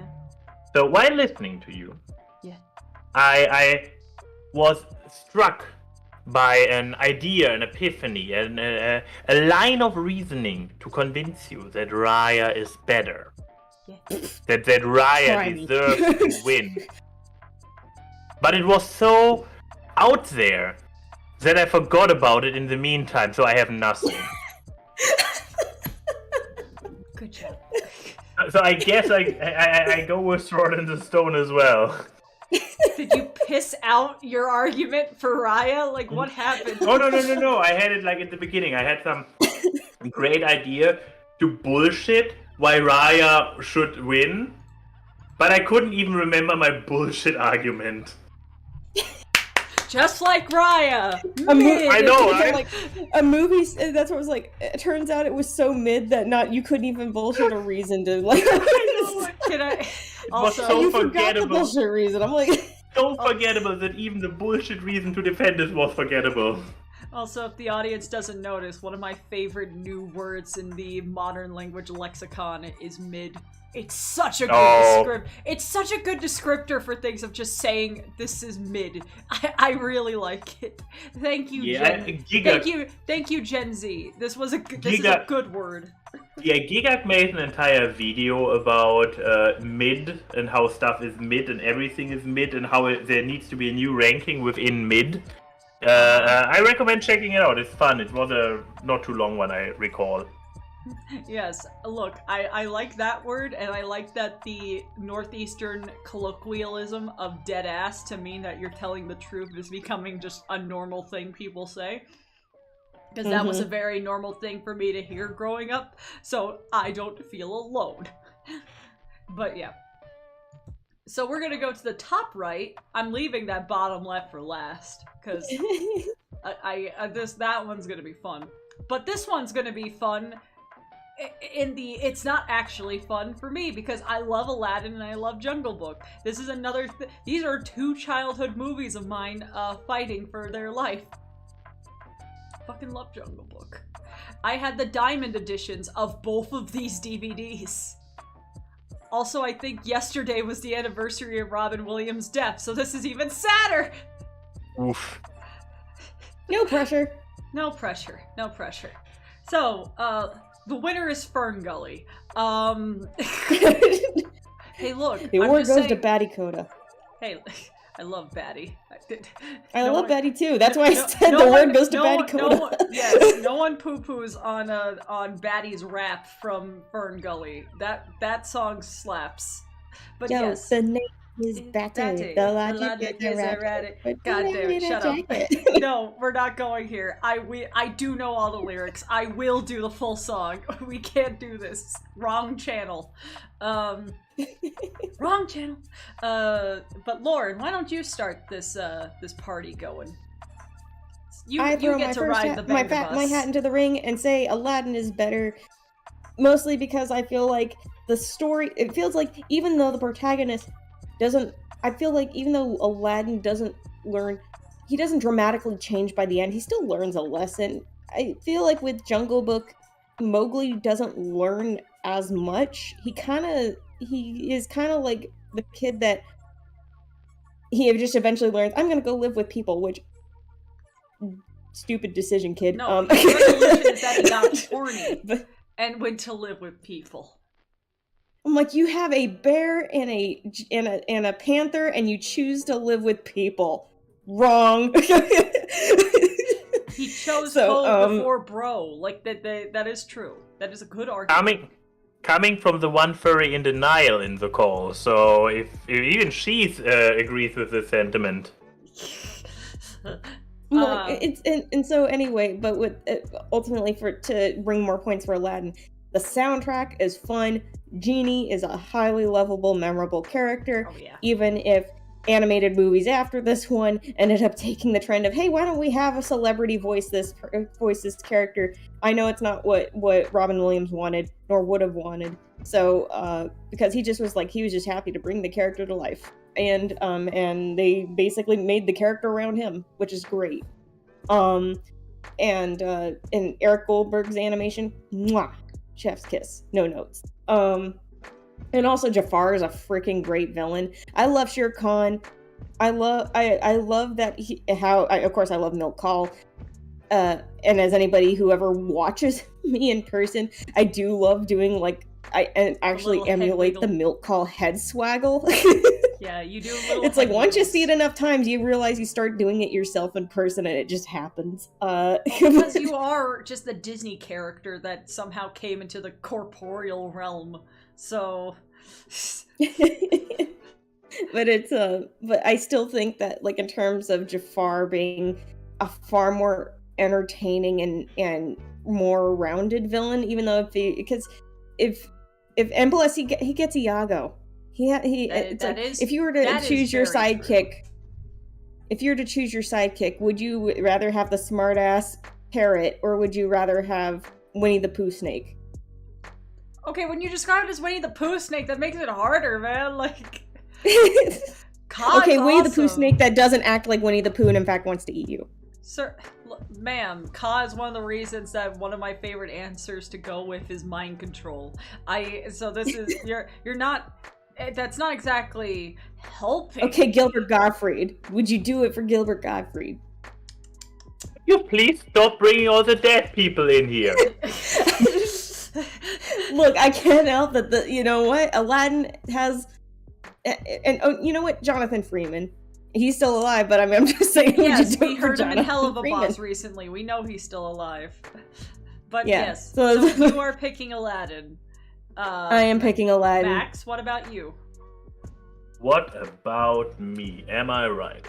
So, there's one aspect, I mean, agreeing with a lot of the things that Lauren said, about Aladdin, having a certain, the nose, I know. The way you were right. talking just reminds me of when Genie was saying how there's like rules to making wishes. It's like a couple provisos, a couple of quid pro quos. Exactly. But yeah, point being that Aladdin, having been produced and so on, probably a few decades after Jungle Book. Am I completely off again? No, this time it's Jungle decades. Book Okay. was 68. And Jungle Book was Jungle Book was like 66. And Aladdin was 90, so peak of the Renaissance. 92? It was 1992. Yeah. Yeah, because Beauty and the Beast was 91 or 90. Yep. So we didn't have an Alice versus Peter Pan situation where they actually are just 2 years apart. So this time it's actually like a notable difference, and there have been a lot of advancements, improvements between the two. There's one. Yes. There's like a 30-year gap that like someone became 30 when Aladdin came out. Exactly, which makes a lot of the aspects about the animation, the storytelling, and everything in Aladdin kind of by nature superior. Simply because stuff got... Roughly a 25-year difference, by the way. Yeah. 25. Oh, so like there a whole me was born and came to fruition by the time Aladdin came out. Awesome. That's how we now calculate yes. time periods in cricket. Yes, that is a unit of measurement that's ever changing. Exactly, I was about to say, because you also have to adapt all your comparisons and measurements each year. I'm 25 forever. I will never get to the I don't give a fuck stage of the 30s. Don't say it like that. What? 25 forever sounds like 13 forever. Oh, I mean, you have a point. I feel like a 60-year-old woman already, so I'm just gonna be a geriatric when I turn 30. Oh boy, oh boy. Okay, also, there's this one thing there I kind of wanna give Jungle Book. What is it now? Sorry, Odie said you will really use anything other than the metric system. Yes, we're using the Chrissy system here. Yep. But go ahead, sorry. Yeah, no, that needed to be addressed. This needed to be addressed. Yes. As something else that needs addressing. So I was able to find the Gigak movie in which he shortly explains the entire mid thing in the anime community. Mm-hmm. It turned out it is actually a 45-minute tier list of all animes of the season. Good or job. of every shonen anime ever.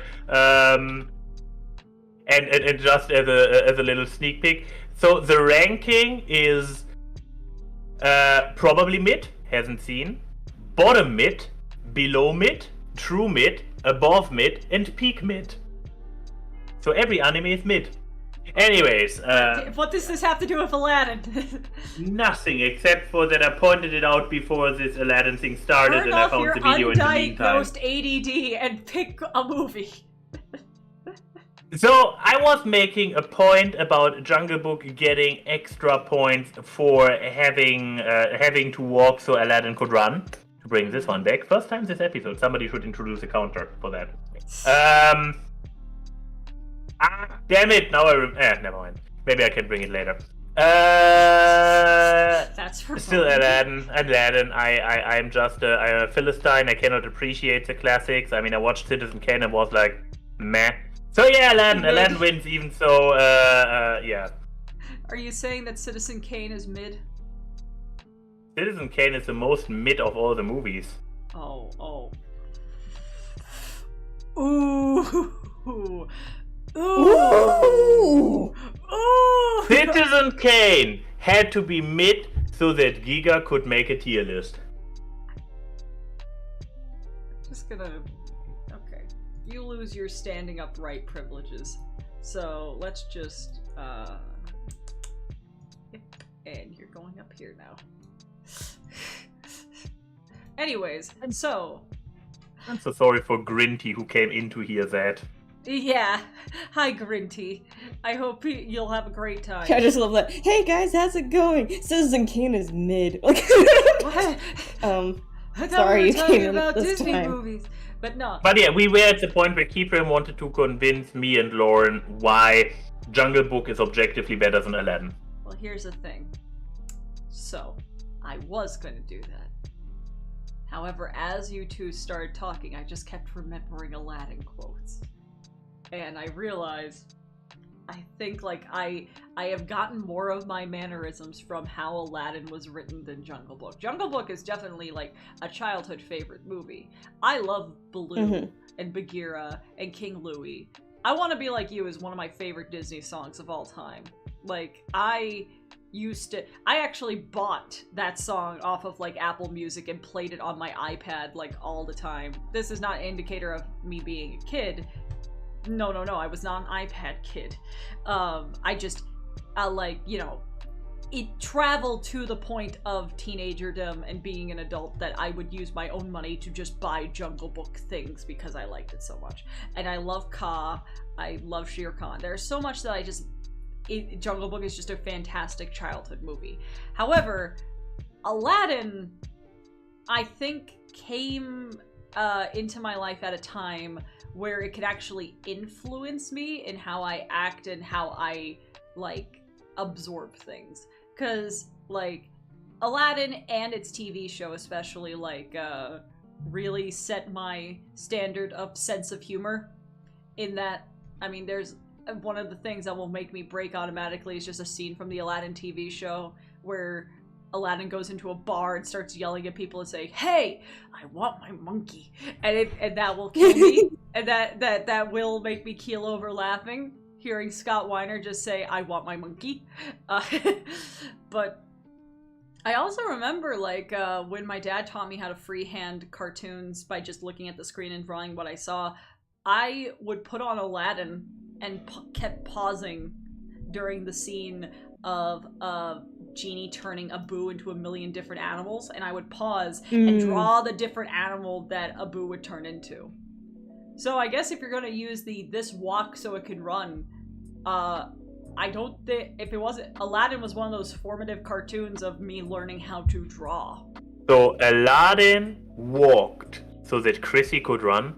Exactly. So I can run artistically. And yeah, I mean, Genie and Gil and Iago and stuff, there's just a lot of great quotes.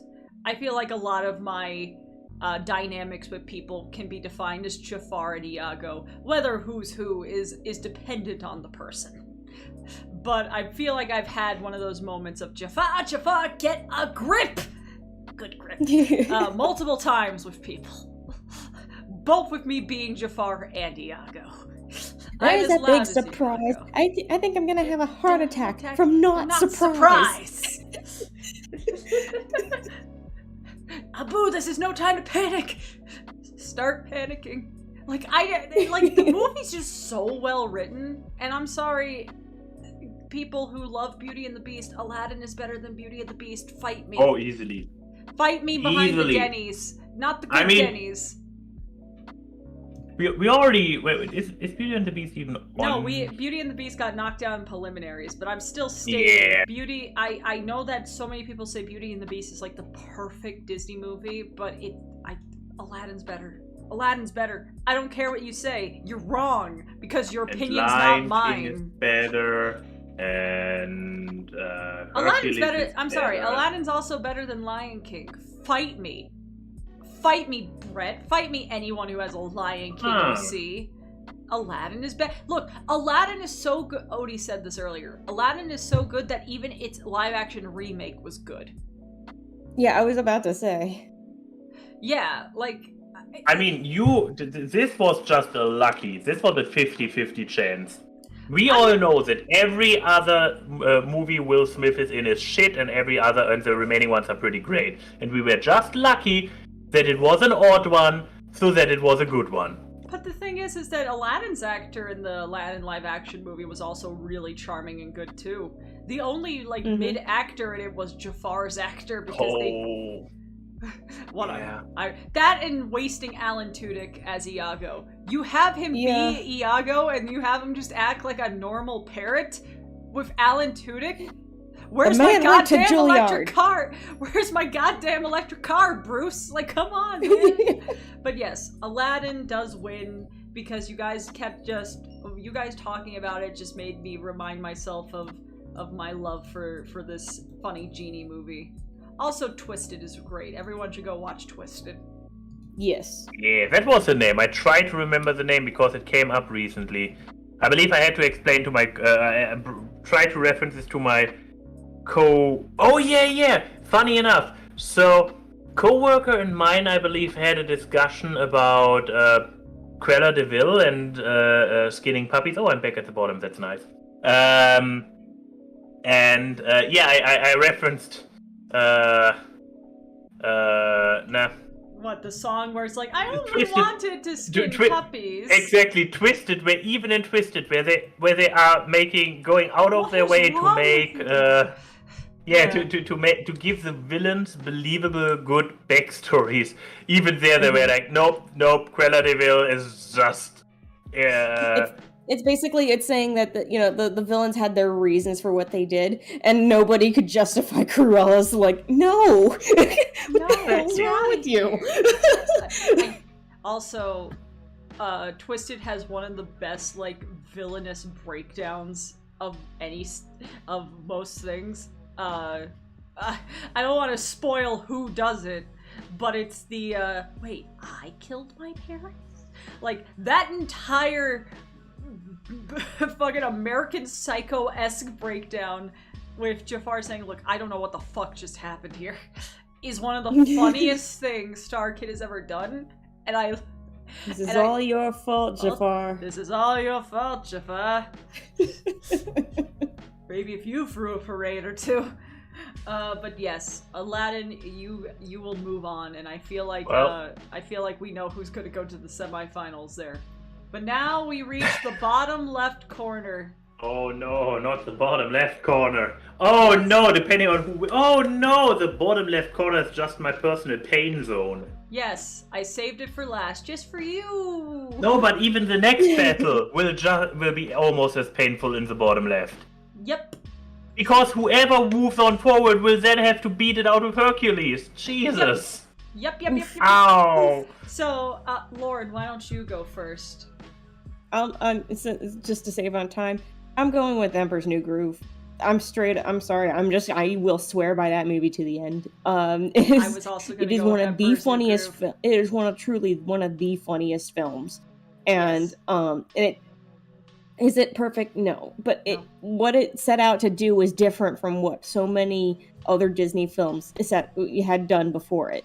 It dared to be like a Looney Tunes film in the middle, in a sea of Disney princess films and stuff like that. So it's like, I think it did so well. And actually, it's so funny. I could say, oh, but isn't Cusco a Disney princess? Yes. And he's the best one.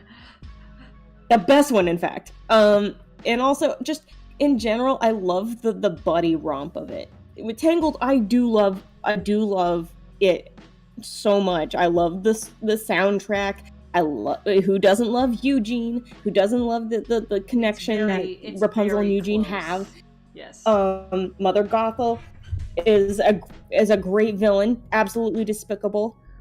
But it's like when it comes to something, again, I'm like, I look at Emperor's New Groove as something that is so not a Disney film, and yet it is. That it's like, but it's because it dared to do everything different than, and despite all of the challenges it came up with, it had to overcome in the production process, because we all, or at least I should say, a lot of us do know the hell that it went through to get to where it was. I'm just gonna make it Emperor's New Groove. Emperor's New Groove wins this one for me. I was going to be Emperor's New Groove too. I love Tangled to bits. It's one of my favorite movies. I will watch Tangled as a comfort movie. Eugene is one of my boys. I mean, to the surprise of literally no one. And I mean, like, Eugene's actor is so good that he played himself in Kingdom Hearts. It's very rare for a movie actor to reprise themselves for Kingdom Hearts, but he's just such a fucking Zachary Levi be like, I just want to do it. Well, he was just like, if you put Tangled in Kingdom Hearts, I demand to voice Eugene again. And he is Shazam. Yes, and he's Shazam. Which you did not believe when we first brought up that Eugene's actor was Shazam when we went to go see Shazam. I know it by now and I still don't believe it, so... But yeah, like, I love Tangled. Tangled is great. Rapunzel is a fantastic princess and all that. With that said, Emperor's New Groove has Yzma and Kronk, which is, like, ethereal characters in the Disneyverse. And look, Eugene may be one of my boys. But Cusco is even more like... More lengthier, more of an asshole. Being David Spade. Like, everything about him is just like, oh no, The cast is loaded with wonderful comedians. Like, David Spade, Patrick Warburton, Wendy Malick, yes, John your wife Goodman. Is very pretty. All two of them. You're both very pretty. They're both very pretty. And like, little Cuscotopia. Like, there's just, I love Cusco so much. He's one of my favorite. I love that movie so much too. Oh, baby. It's just like, it's the peasant at the diner. He didn't pay his check. He didn't. The entire, look, I'm just saying, peak comedy is the entire scene at the diner with Yzma and Cusco pissing off the chef. Yep. I just, Oh, we're on our honeymoon. Right, poison. Thank The you, poison for Cusco. Poison chosen Cavigan especially to Public. kill Cusco. Cusco's poison. I mean, also the fucking the whole scene where Cusco's just staring at Yzma, being like, "Oh, look at those wrinkles. What is that?" Like, what's holding this woman together? How long's that been there? Turn him into a flea. Put the flea into a box the box into another box. Send this box to myself and then smash it with a hammer. Or to save on postage, I'll just poison him with this. Just, oh my god. Look, as much as I would love to do an entire script reading of Emperor's New Groove, because we probably could with how much we know this movie between the three of us. Mm-hmm. This movie is about me. Not him, about me. In the back. Llama. Sorry. What's this scene with like the massive zoom out? I was like, oh, what's with the monkey and the bug? Zoom back in. Can we get back to me? It's so well written. Look, that movie is so well done that I'm actually excited for that Garfield movie coming out with Chris Pratt as Garfield, because the person who made Emperor's New Groove is making that movie. Oh, really? Yeah, Mark Dindal's directing it, and I think the writer is coming back for it too. Look, Emperor's New Groove. Come on, man.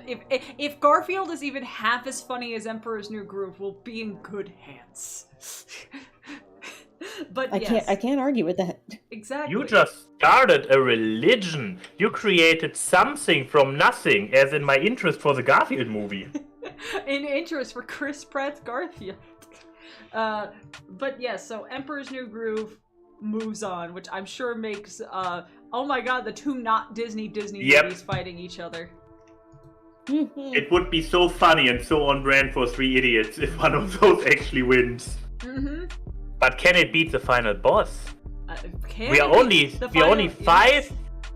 5 battles away from revealing the secret identity of the final boss. But yes, Reminder for the audience to put in your guesses. Welcome to the semifinals. Does Lauren know who the secret boss is? No. Oh, Lauren, you can also guess who might be the secret boss. I'm not gonna bother guessing. I'd rather just wait and see. Like the time at BronyCon where you encouraged me to not watch the original MLP movie and lie the entire time on panel. I have not told Lauren. No, wasn't it Cart Before the... Oh no, this was... Oh no, Cart Before the Pony was just was just a podcast. Exactly, this was just a podcast, but then I made you do it for a panel as well. Yes, and it was great. I am easily influenced by this man. If you haven't found out yet, but yes, let's go to the top right this time to start the semifinals. Let's do this little snaky pattern. Moana versus Alice in Wonderland. Max, you get the pick. Oh, it's Jungle Book versus Aladdin all over again. Mm-hmm. The old versus the new. Mm-hmm. Now, I mean, one argument that I have tried to avoid so far is the formative nature of movies on my personal self. Now, Moana, which just came out relatively recently, speaking Disney movies. Yeah. While Alice in Wonderland we had on a VHS when I was a child, so it was one of the ones that I kept watching over and over. Movie. Like that 80s cricket movie. Yes, the 80s cricket movie of Mr. Hopper Goes to Town. Yeah. But here's the fun thing, to keep it interesting, because we all know that my love, that my love for Moana cannot even rival a fraction of yours.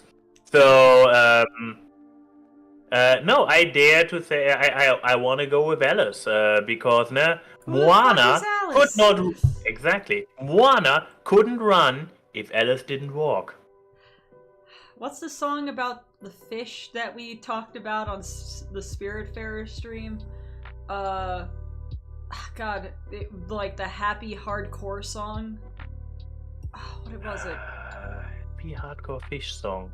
It was like we it was a song that we talked about that like we went down a rabbit hole of an entire like genre of music, and there was that one band that's still performing, and we were like, what? How are they still performing?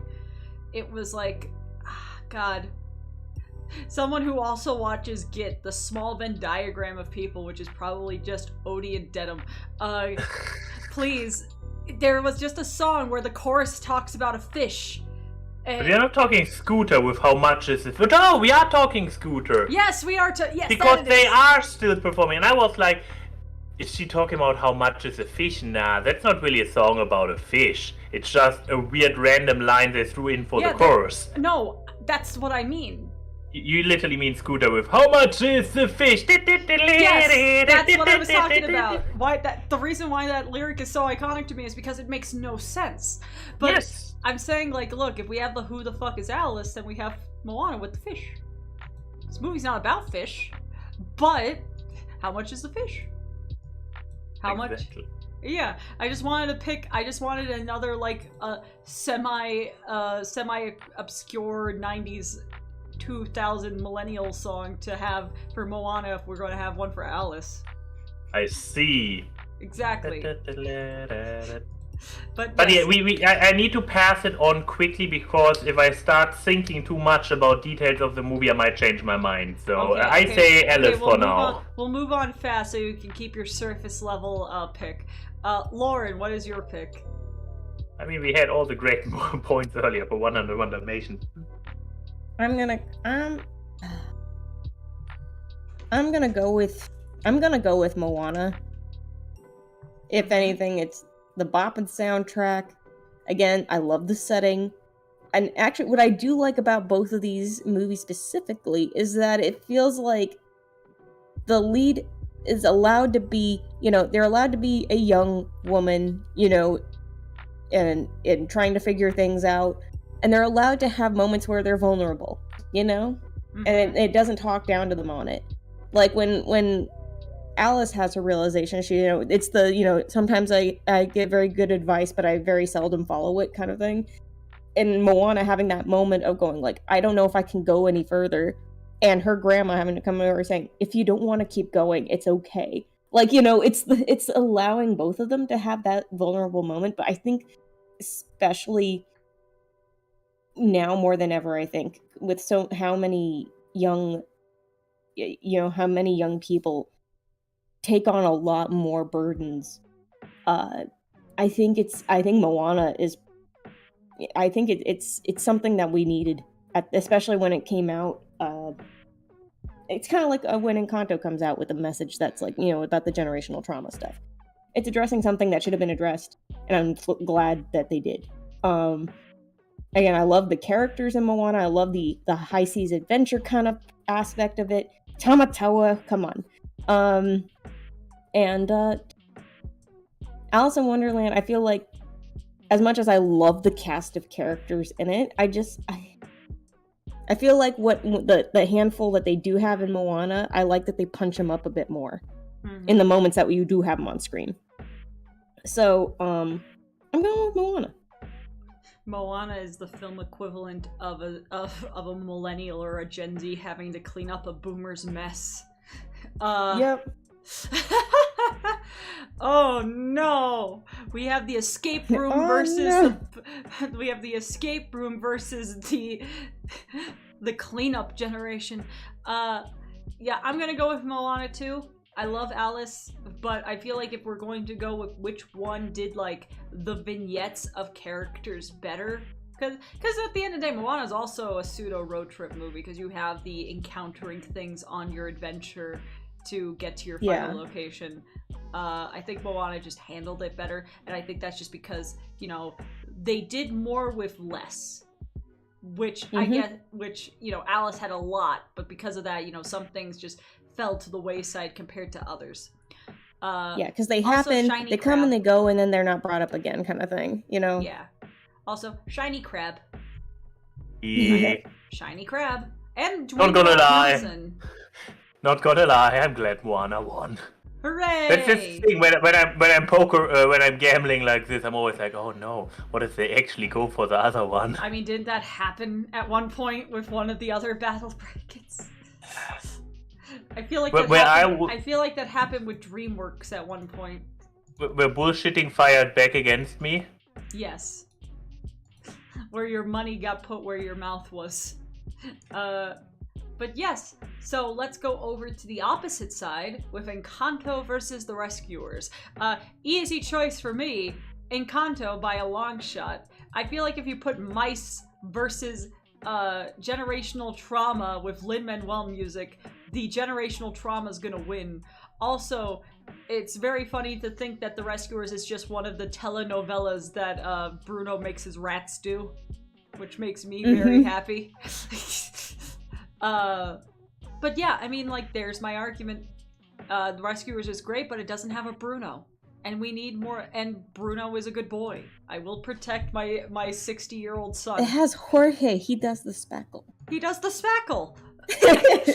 Look, I love John Leguizamo, I love Luigi. He does a great job in this movie. But yeah, I also think, like, it's a testament to Encanto that some characters are only on screen for maybe like a collective 10 minutes, and they are so like Camillo is barely in the movie, and so many people draw fan art of that little shape-shifting boy. And like, I would argue Dolores has more of a fandom than like Isabella, you know, one of the ones that actually got a song all to herself. So, and she barely talks. She goes and fucking spills the tea. Like that's what she does. So I think Encanto just has more achievement there in character writing. So that's my pick. What about you, Max? Oh boy, oh boy, oh boy. I mean, we have furry movie on the one hand. And we have, as I already pointed out earlier, one of the best recent history Disney movies on the other. So... You gonna make Mirabelle cry, Max? You gonna make Mirabelle cry? Doesn't she cry enough? Yeah, that's the thing. I already gambled last time. I'm not sure if I have the nerves to continue gambling. Plus, I'm running out of bullshitting energy. I need to recharge my bullshit battery. So no, it's Encanto. It's You gonna join the Encanto train, Lauren? I'm joining the Encanto. I'm going with Encanto. I don't think I can say any more that hasn't already been said. So I mean, it's like, yeah, let's go. Let me ask you, Lauren, who is your favorite character in Encanto, and why is it Bruno? I'm like, I was gonna say Bruno's great, but I mean, Luisa. I love Luisa's moments. Luisa's I guess it's precious child. I love her. her. And Under Pressure is a great song. So Surface Pressure. Under Pressure Surface is the Pressure. David Bowie. I know. Sorry. You know what? I was drinking coffee and lost my brain cells for a second. Hey, it's 3:80. So you know what? I know. Chat. Who is your favorite Encanto character, and why is it Bruno? I mean, my favorite Encanto character is actually Mirabelle. I love her. I love her to bits. She's so precious. I also love Antonio. Oh, Antonio. Oh, he's my child, my true child. He is so cute, little animal talker. What about? It's like if there's any one of the gifts that I would want to have, it's his. So I mean, it's better than the gift his sister has, which is more of a disability of just hyper hearing. I'm like, that's not a gift. That's just suffering every day. Every day.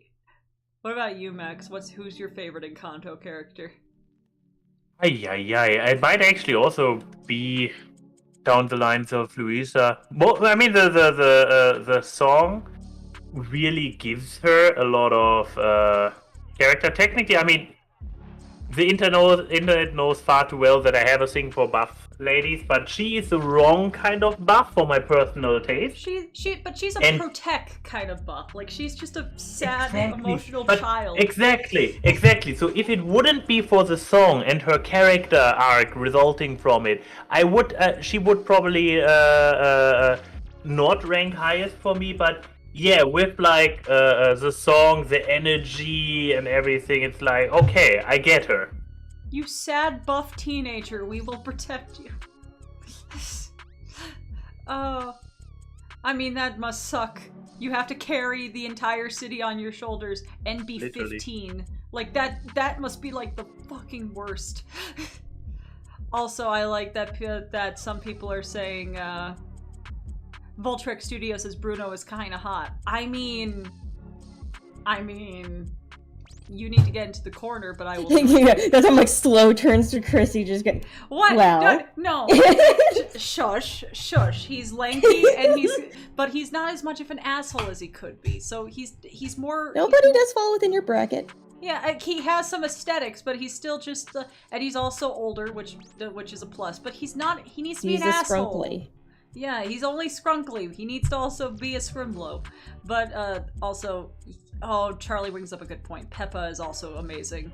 I love my emotionally unstable aunt. But yeah. So the net. Let's go back to the right side. We have Aladdin versus Sword in the Stone.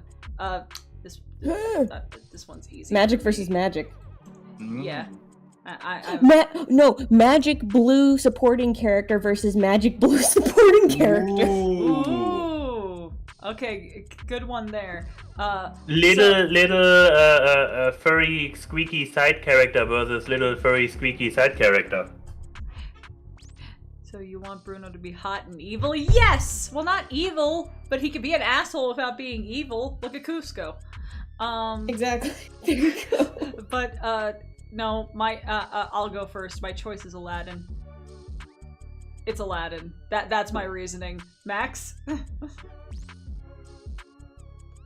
Now I have to have my bullshit batteries reloaded already.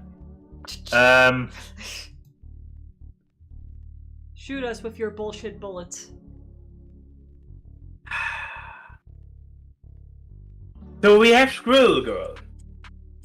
Yes. Not the Marvel character, but the Marvel Yeah, character. Spot brings it up too. Grouchy bird side characters. Yeah, that too. Ooh, also. Damn. Oh, right, Archimedes. Mm-hmm. Okay, if we rank different elements. Okay, grouchy side character, I would take Archimedes over Iago. Yes. Twitter cancel me if you dare. Also, I should probably also point out that I did not grow up with Gilbert Gottfried Iago, but with the German dub. Oh, I fear to know what the German Iago sounds like. I believe they go into that in a similar direction, so he still sounds like a Gilbert-sounding German man sounds awful. You mean? I mean, Gilbert was not well known for his beautiful voice, but for his funny voice. So, excuse me, his reading of 50 Shades is unlike any other. Okay. I believe that statement.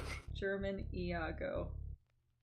Sorry, I'm looking it up on my I think that's phone. I think that's a truly criminal thing now, is just knowing that we will never get a full reading of 50 Shades by Gilbert Gottfried. Not in this lifetime. I mean, get Disney involved, and they can do the CGI recreation. Oh, like with what? Who says you have to go voices? through Disney to do that? I don't Gilbert know. Gottfried is his own person. Yeah, I never said it was Iago reading it. No, I know, but Disney does the thing with Star Wars where they bring back Admiral Talking, young Princess Leia. Who else have they resurrected from the dead? Oh yeah, young Luke Skywalker. Oh boy, that did not look. Oh my god, the German Iago sounds awful. Excuse me? Sorry, I was listening to it on my phone while you were bullshitting. I listen to the Prince Ali reprise in German, and then I just hear like for fucking the or should we say Aladdin part. It is not good, but I don't know if I should play it on stream and get copyright written for German Aladdin. Second-hand playing German Aladdin audio. I'm not sure if they really copy strike you for that, then they are petty. I'll play it through my phone. Well, yeah.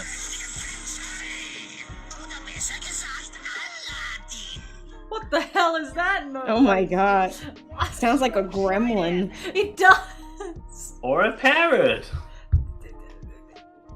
Oh, Look, that's I better. own a parrot. That is not what a parrot sounds like. But yes. Buddy, either way, picking Archimedes over Iago. I mean, clearly Aladdin over Arthur, because Arthur was just like he was a passive character. He was just pushed around and stuff done to him. Big blue magical helper guy. I love Merlin, but I mean the genie is a motherfucking genie, isn't it? True. Mhm. Spot actually brings up a good point. Does evil Princess Jasmine's outfit give Aladdin a point? And it's not even so much evil as it is just red it's outfit. just Jafar's Yeah, uniforms. I mean, it's a nice outfit, not gonna lie. Okay, villain. Villain in Sword in the Stone. I mean, obviously we have Madame Mim towards the end, but she is not the antagonist of the movie, while we have good old Jafar. And of course, here's probably the big one that will make my decision. Sword in the Stone has a very, very episodic nature. This could easily be like 4 or 5 episodes of a series just knitted together as a movie. Mm-hmm. And I like a more cohesive, ongoing story. I even like my TV shows less episodic, so yeah, point goes to Aladdin. Alright, and I picked Aladdin. Lauren, are you gonna go Convince on the Aladdin, no contest. Aladdin takes the win for me. No, Aladdin versus Moana later. Oh no, this is gonna hurt. I mean, obvious. Did you really expect it not to happen? I know, but seeing it, look, knowing it, and then you see it visually, it's like, oh no, it's real now. Okay, yes, but now we have Should I- this. Should Now I we have- kill Before your... we have that pain, we have this pain. Yes, we have the true pain spot. Hercules versus Emperor's New Groove. Anyone want to volunteer to be the first opinion? Okay. Sure. I enter the pain zone right away, Okay. and I have one argument Okay. that will settle this. Okay. Hercules. Yep. Walked so that Emperor's New Groove could run. Bam! I can't argue with that. I know! It's just kind of like, yes, they are both the not Disney movies, and Hercules, I believe we established that this was the one that came first, right? But my Yes, entire yes. argument is kind of we hinging did. on that. Yes, we did. We did. And it is fantastic. It is breaking the formula. It's like a firework of so much stuff. It has fucking Hades, which we already were like, yes!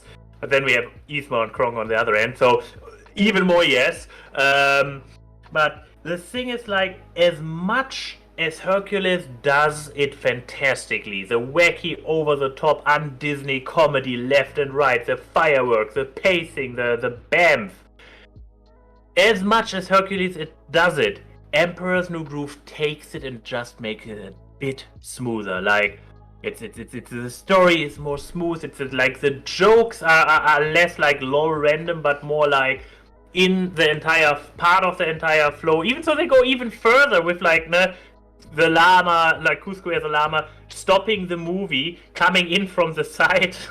And even starting... the non sequiturs just work better in Emperor's New Groove. I Yes. mean, one of the funniest jokes in Emperor's New Groove, which is it's such a dumb joke in writing, but in practice is great. As excuse me, I turned into a cow. Can I go home? Yeah, yes. Yeah, and then and again, it's a playoff of the whole "till the cows come home" thing, and that's why it's like, I've been turned into a cow. Can I go home? Like, yeah, you're excused. I mean, one of my.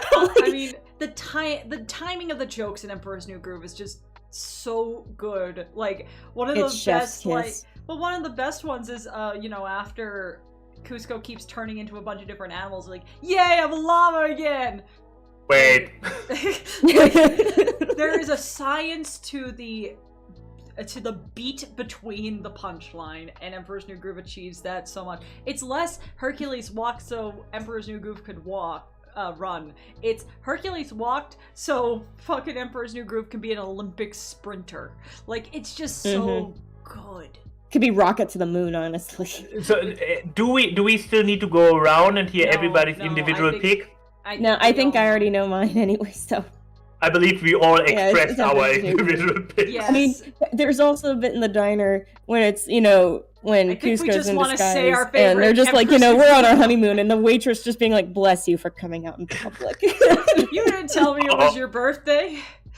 Uh-oh. Let me guess. Giant waterfall. Uh-huh. We're going to fall with spikes at the bottom. Uh-huh. Bring it on. That was Oh, probably. yeah. Oh god, it's just all so good. And I think I might have said it before. I probably did on stream, but I will say it again. Is still, I will quote constantly, the bit when it's like, what about dinner? It's like, Kronk, this is kind of important. How about dessert? Well, I suppose we'll have time for dessert and coffee. Coffee? Yeah, a coffee. All right, a quick cup of coffee. It's so And good. then we are going to kill him. Because at the end of meals, if I'm going out, sometimes it's like the debate of having coffee. So it's like, are we gonna have dessert? Maybe we'll have time for dessert and coffee. Isma, this better be good. Like God, the Eartha Kitt is Eartha Isma. Kitt, So queen. like, look, Hades at James Wood as Hades is great. Eartha Kitt as Yzma is Catwoman as Yzma is just perfect. There will never be a better person to play Yzma. You can't. There is no one who isn't just like a voice double, I guess, but like ethereal. Right. Like, there is only one. You only had that one. You enjoy what you got. It's like no one can be Kronk besides Patrick Warburton, and if you try, you're wrong. But oh no. We have Emperor's New Groove we have Peru versus Colombia on one side, and Polynesia versus the Middle East on the other. This is This is like the international round. This is Risk. Yeah. Okay. But it's also like, I just want to point out with weird developments we had in previous bracket lists, all those four are pretty high-end shit. They are all four like, pretty amazing. They are all A, if not S tier Disney movies. Yes. Like if we did a tier list of Disney movies, that's not an invitation to ask, but like they are all A to S.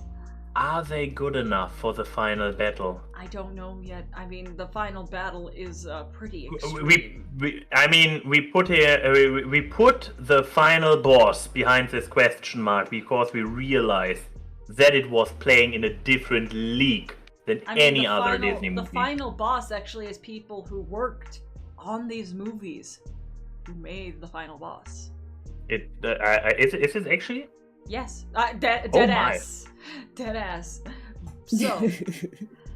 Oh god, chat, which side should we go with first? Right or left? Because, oh god, the argument between Encanto and Emperor's New Groove is going to hurt.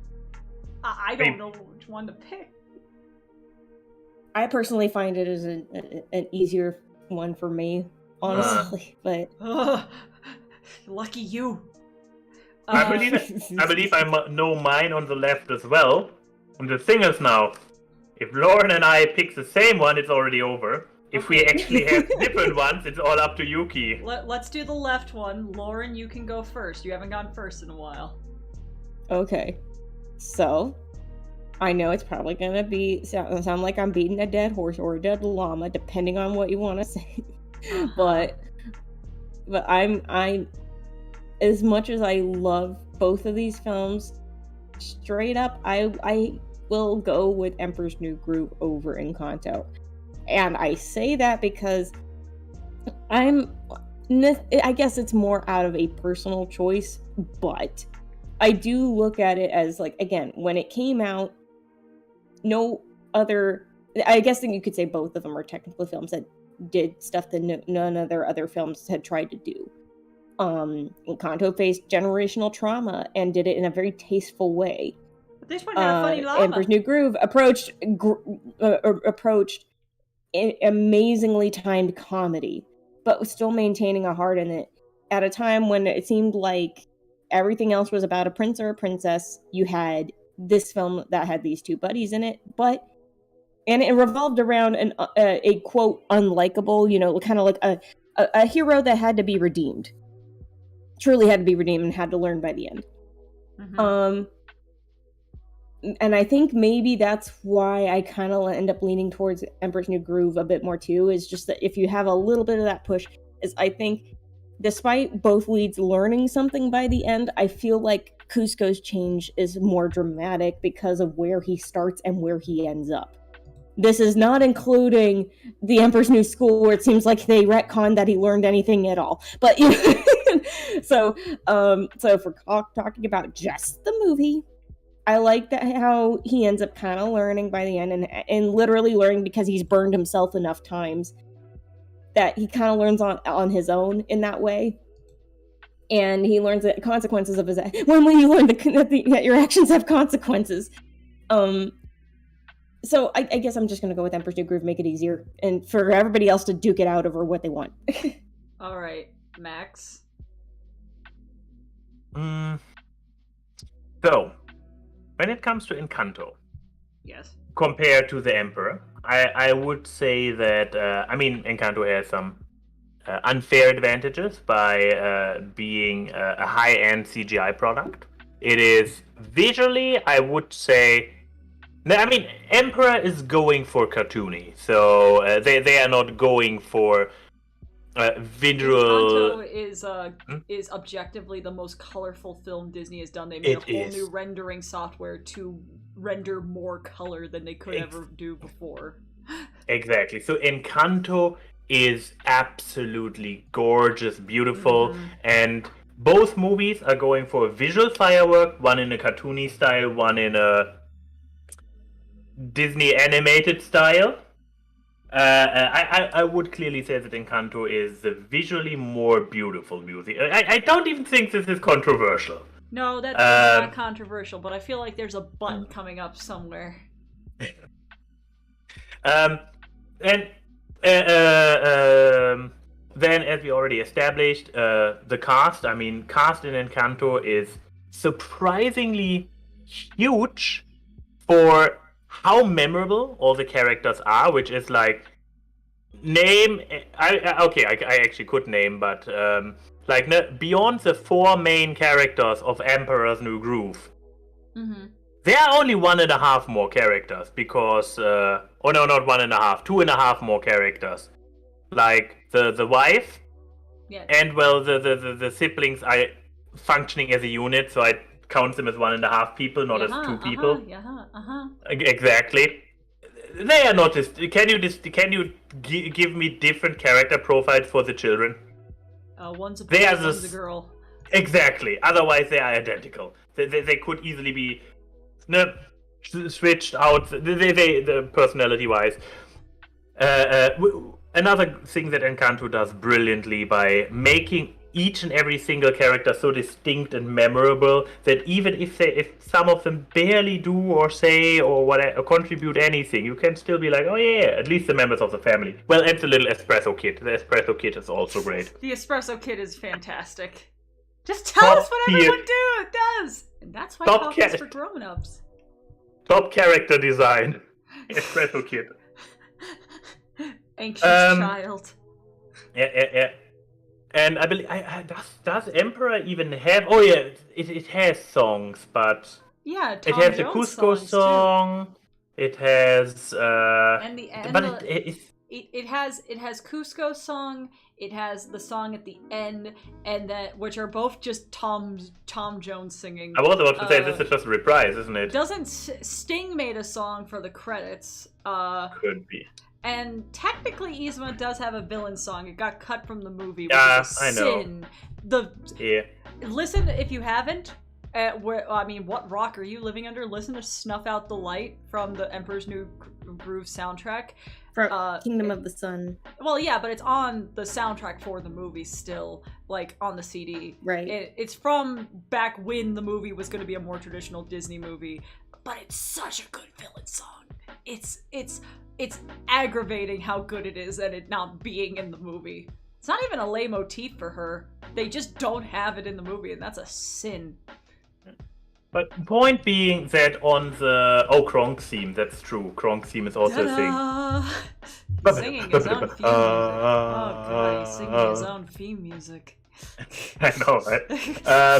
But yeah, needless to say that Encanto also wins in the category of music. Or songs at least. Is there a butt coming I up? don't. I feel like this is. I feel like you're actually pivoting to pick Encanto. Is this the end? Is that the end goal here? No, it's not the end. It's not the end. Then there is a butt no. coming up. Okay. There's a butt coming I'm up. waiting for the butt. But yeah, I know. But then, and there's of course this thing that unique representation for the culture behind Encanto. With not the usual amount of misrepresentation that big studios are known for, to just take the bits that make a nice movie and then adjust the rest so that the Western audience is not alienated too much. I mean, I guess we could say this: Encanto actually has people of the race voicing the characters of the race. Also that. When me and Lauren went to the Academy Museum, they actually did. There's like a little section in the animation one of like white casting colored. White casting people of color, and Emperor's New Groove was one of the listed examples, and it is true because there is no one more white than David Spade and John Goodman. I mean, technically, but I think the could have only been. person I'm just of saying color it could have been wider. Yeah, it could have been wider. The Kingdom of the Sun, when in the original draft, had Owen Wilson as his twin. So I mean, oh no, wow! But like, honestly, the only person of color who is a cast member in that movie is Eartha Kitt, and she plays the whitest one. She's so white, she's gray. Like, but yeah, sorry, continue. Yes. So, this was like, yeah, exactly, the cultural impact that it has, and of course that it does such a deep and thoughtful presentation of family drama. Yeah. And yet, overall, if you would ask me to sit down and rewatch one of those movies, because I have watched both of them multiple times, yeah, I'm pretty sure I've watched Encanto at least twice. But I had Emperor on DVD, so I watched it so often. If I then pick one, it would be The New Groove. See, I would say that Encanto is like a shot of a liquor that burns. It's good, but it burns. And then Emperor's New Groove is that lime that you suck on after you take a shot of tequila to try to chase it down. Because you can appreciate a good liquor, but if it burns, it burns. You know? You gotta be in the mood for pain. But I love both of these movies so much. Emperor's New Groove is one of the best comedies. Like, Emperor's New Groove, I don't think it's a controversial statement. Emperor's New Groove is one of the best animated comedies ever made. I don't think that's even a hyperbolic statement. Like, it's just so good. It's the best Looney Tunes movie we have that isn't a Looney Tunes movie. Exactly. Because arguably, all Looney Tunes movies are kind of except for Looney Tunes Back in Action. And that's barely the one everyone Tunes slept movie. on. Yes. Sell all my stock. I have news that Bugs Bunny is about to die. Bunny is about to die.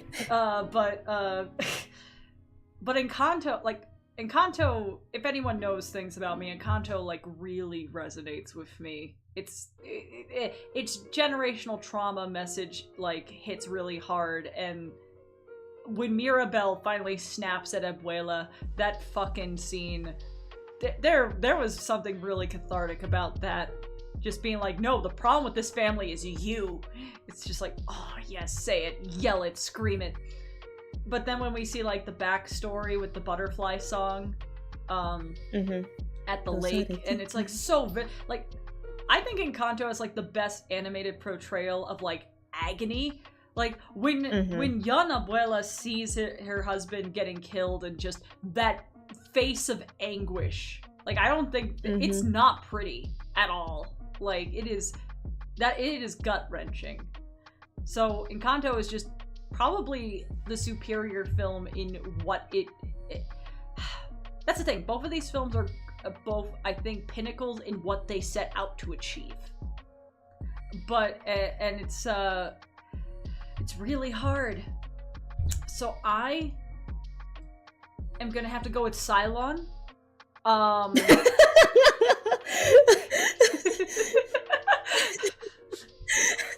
Look. When in doubt, you turn someone into a Cylon. I learned from watching Battlestar. No, I think like I personally would probably go with Encanto because I am that person who will go with the drama over the comedy most of the time, but I love Emperor's New Groove so much. However, you guys made my job easier because you guys both picked Emperor's New Groove, so it beats Encanto. So I'm not the guilty party!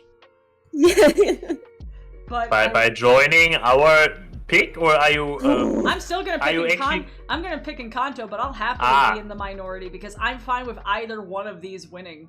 But basically, with like me with Alice versus Moana. Exactly, but it's just look. I think it can be said that I think all three of us can attest both of these movies are fantastic. This really is that one's a hard decision. Like it really is a matter of preference and which one you go to pick up to watch more. And it is kind of, I think we had this discussion with the Pixar one of like sometimes you pick up the comedy more than you pick up, because Encanto is really good, but it's kind of like how BoJack is really good in that you have to be in the mood to watch this movie. It's like when I said with in the Pixar one, it would be like Soul is great, but would I go back for repeat watches? No, because it feels like I treat it as you go on a retreat. You go on a retreat to kind of sit and think, you know? You getting in touch with yourself inside. Sometimes is not a pretty picture. It's and it's not an entertaining film. But it's a very thought-provoking film. Yeah. Like, but when you look at the other Pixar lineup, like, oh yeah, I'm gonna put on Ratatouille any chance I have. I know plenty of people who have not rewatched Encanto because it hits so close to home. Like, you know, there is a thing there where it's like you just have to be in a certain mood to. It's like, are you ready to feel sad? And you know what? Not everyone's gonna be as emphatically yes about it as I am. I seek out movies that make me cry. That's why Homeward Bound is one of my favorite movies. That movie will make me cry just by hearing the music when Shadow goes over the hill and sees Peter for the first time. That scene, you saw that it was like something that like somebody had put that on TikTok, the ending. Yeah. And everybody's like just bawling over it, going like like if you didn't it's funny because you think you could cry at something as a kid, you're going like, yeah, that hits hard. It hits way harder as an adult. I'm telling you, man. It hits harder when you've actually experienced losing a pet and it's just like, no. But like also that scene almost got ruined for me because we brought up the idea on Awkward of someone making a cut of that movie where the movie ends right before Shadow goes over the hill, and then just giving it to a Goodwill or something, so someone randomly picks up this copy of Homeward Bound with like a fake ending. No. The Shadow dies cut. The euthanasia cut. Come on, it's dark humor is funny. Anyways, Emperor's New Groove. I know. Who's going to fight against Emperor's New Groove and the boss battle? So we have Moana versus Aladdin, two movies directed by the same people. These that's true. It's Musker and John Musker and Ron Clements. Yep. So they are. Oh man. Oh, this one's hard. This one's hard. These also have big fun side characters. Maui versus Genie. Woo. Woo. Oh yeah, that's technically. Wait, who went first last round? Was that me? Maybe. Yeah, you went first last time. Okay, so Max, you go first. Oh boy.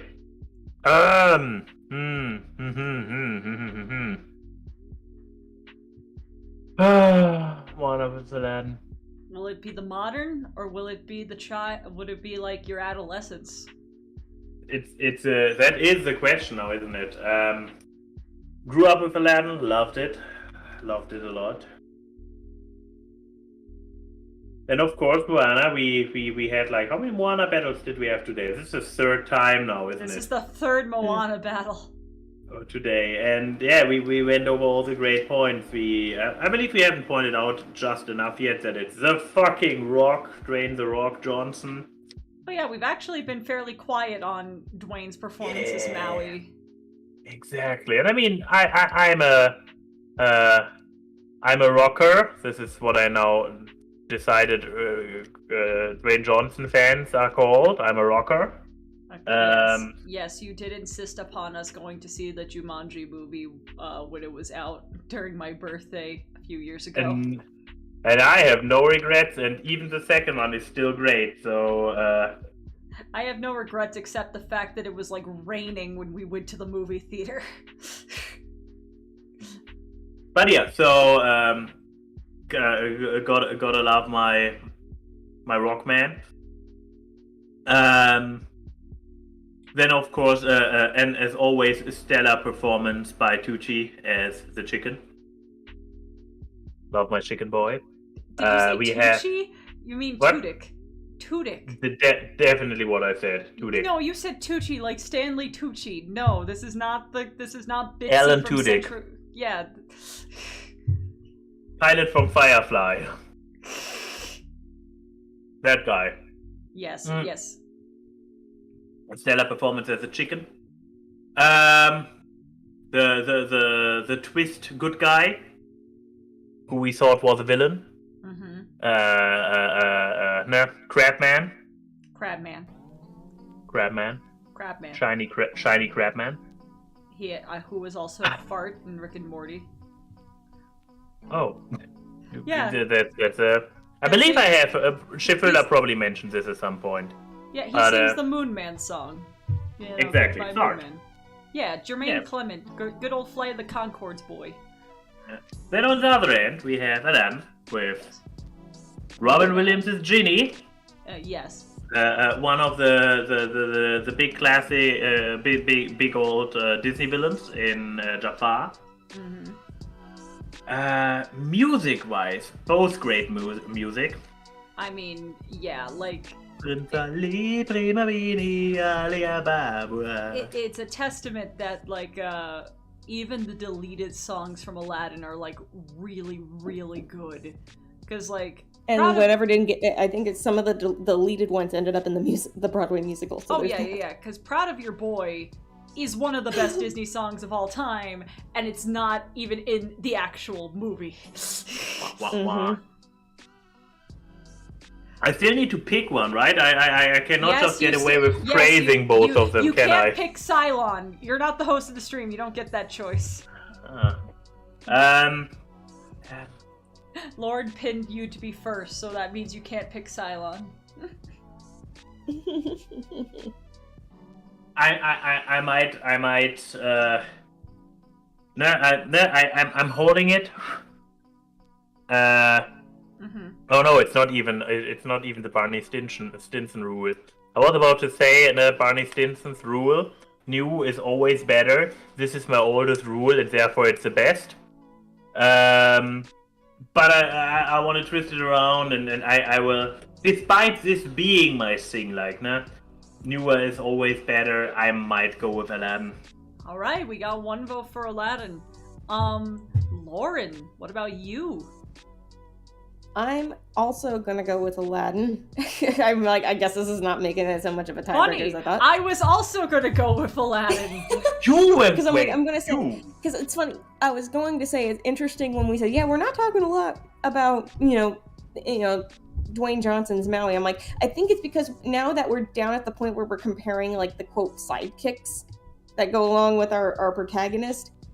Let's be real, Genie's a far more likable sidekick. I should say, as a supporting character, because Maui causes problems. He's the main cause of the overall problem. But on the other hand, Moana. Moana is a far better protagonist than Aladdin. That I can say too, yes. But I mean, if we're gonna talk about like, in terms of, also I should say actually, both have boppin' soundtracks, but I'm leaning towards Aladdin's a bit more. Just a touch. I'm like, just like in the Oscars, Lin-Manuel loses twice. Both of his soundtrack so anyway, movies keeping it short, did Aladdin not wins win. for me. Yeah. Now I know you are shocked that I picked Aladdin. Yes. Because here's the thing. I may have went to go see Moana in theater 7 times. Aladdin was a VHS tape I wore out the tape from rewatching as a kid. Like, I think I have seen Aladdin so many times that I could probably do the entire movie in verbatim, like the script of the movie in verbatim, because it's just that ingrained in me. And maybe this isn't fair towards Moana, but Aladdin as a franchise was a very integral part of my, like formative. Like I said, I grew up with the TV show. The TV show was, like, a huge part of, like, my, like, media consumption. And I had both VHS tapes for Return of Jafar and King of Thieves. Like, I was an Aladdin nut. I had everything Aladdin. And I think if I think about it from purely which film has probably impacted me the most legacy-wise, it would probably be Aladdin. Because I love Moana. I still rewatch Moana a bunch of times, and I go back to the Moana soundtrack quite a bit. Moana, I think, I agree, is a better protagonist than Aladdin himself. But I just think maybe it's just because Aladdin has had more time to exist in the zeitgeist. But he will, that movie just will stick with me more. Also, again, I think I'm with Lauren. I lean towards the Aladdin soundtrack a little bit more, and that may just be because I grew up with it, but I love every Lin is twisting in his grave. He's not dead! He's not dead! He just died over your statement! Look, he would agree. He loves Aladdin. He loves Little Mermaid too. But, like, I mean, you'd probably be surprised that Moana beat Little Mermaid. So, and he's working on the new Little Mermaid. He gets another chance. But, I mean, it says something that I love. I have every version of Friend Like Me from both movies, and the Broadway show on my phone. And I also have both versions of Proud of Your Boy, like the demo version and the Broadway version on my phone too. Because I think the music is just, it hits really hard. What about the German version of the song? I have never heard the German version of... I guess that's something that you now have to experience. So I'm like, I like this, like, what about the German? I'm like, I'm sorry, I didn't casually go listen to the German version. I mean, no, I didn't go casually listen to the German version of Friend Like Me. I've heard the German version of Be Prepared. English is still better. But yeah, I think just for purely nostalgia's sake and just Fifi's, Aladdin, I think, overtakes it. But still, like Moana, these are both really good films. But we let our dumb millennial nostalgia goggles beat probably the two objectively better movies. Do you remember? Do you remember? Do you remember Aladdin? You remember Aladdin? I remember. You remember One Step Ahead? I remember. I remember Kronk. But now we're down to like this one's gonna hurt, I think. Oh no! Oh no! Oh no! Now, And then now it here, has- here it becomes problematic because both are good in different ways. Mm-hmm. That's why I said it's So gonna hurt. I think I'm gonna go first because I've gone last with the last two, and I'm gonna put my foot in the sand and dig it down deep. I vote for Emperor's New Groove. Look, it's funny, and the world is sad, and I like to laugh. Damn it! I think I've watched Emperor's New Groove in quarantine more than I've watched any of these movies. Besides maybe Encanto. But we're not talking about Encanto now, are we? But it's just the thing. I think, like, with what it's stuck to do, I don't think there is a point. I feel like if I watched Aladdin and combed through it, there will be cracks in the sand that I can... Cracks in the foundation that I could find, you know? I mean, it could be said that, like, Jafar's defeat is a little bit rushed, or, like, you know, there could be... That's why they made an entire follow-up movie about it. Exactly. You know, there's bits and pieces of Aladdin. You know, there's also, like, the whole, like, him and Genie's falling out. Like, there's some things there that I could be like, okay, there are parts of Aladdin that are wet behind the ears. As much as I love it, there still could be. But I genuinely don't think there's anything in Emperor's New Groove that I could think is like, oh, they fucked up. Like, I think, like, every beat that they wanted to hit, they hit, and they hit hard. Like, I don't think there's a joke in Emperor's New Groove that falls flat at all. Nope. And that's the thing. You have Aladdin, which has Genie and arguably Iago with, like, the funniest jokes. But then when you pull that, like, and it wasn't their purpose, but Aladdin and Jasmine aren't exactly comedic characters on their own. They are usually comedy because someone bounces something off of them. Even Jafar has like the whole thing of like, where did you say you were from? Oh, I'm probably far away. You've never heard of it. Try me. Like there are funny parts with those two, but it's not because of them themselves. And not to say that makes them bad protagonists. You will force the princess to marry me. Force the princess... But you're so old. The princess will marry me. But, like, that doesn't make them bad protagonists, by the way. And they get progressively funnier as the franchise continues. But of just that installment.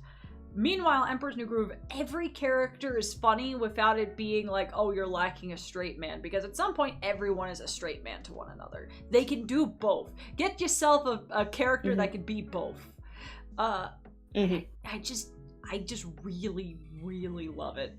And I don't know, maybe that's also the Warner Brothers Cartoon Network kid coming out, and Emperor's New Groove has a lot of that energy, and that just really resonates with me.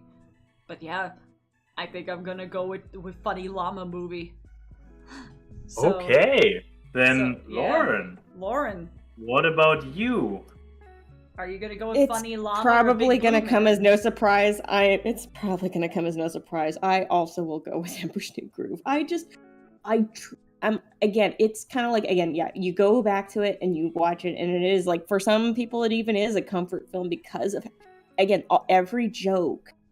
virtually every joke lands. Every joke, and then on top of that, the cast is so well done.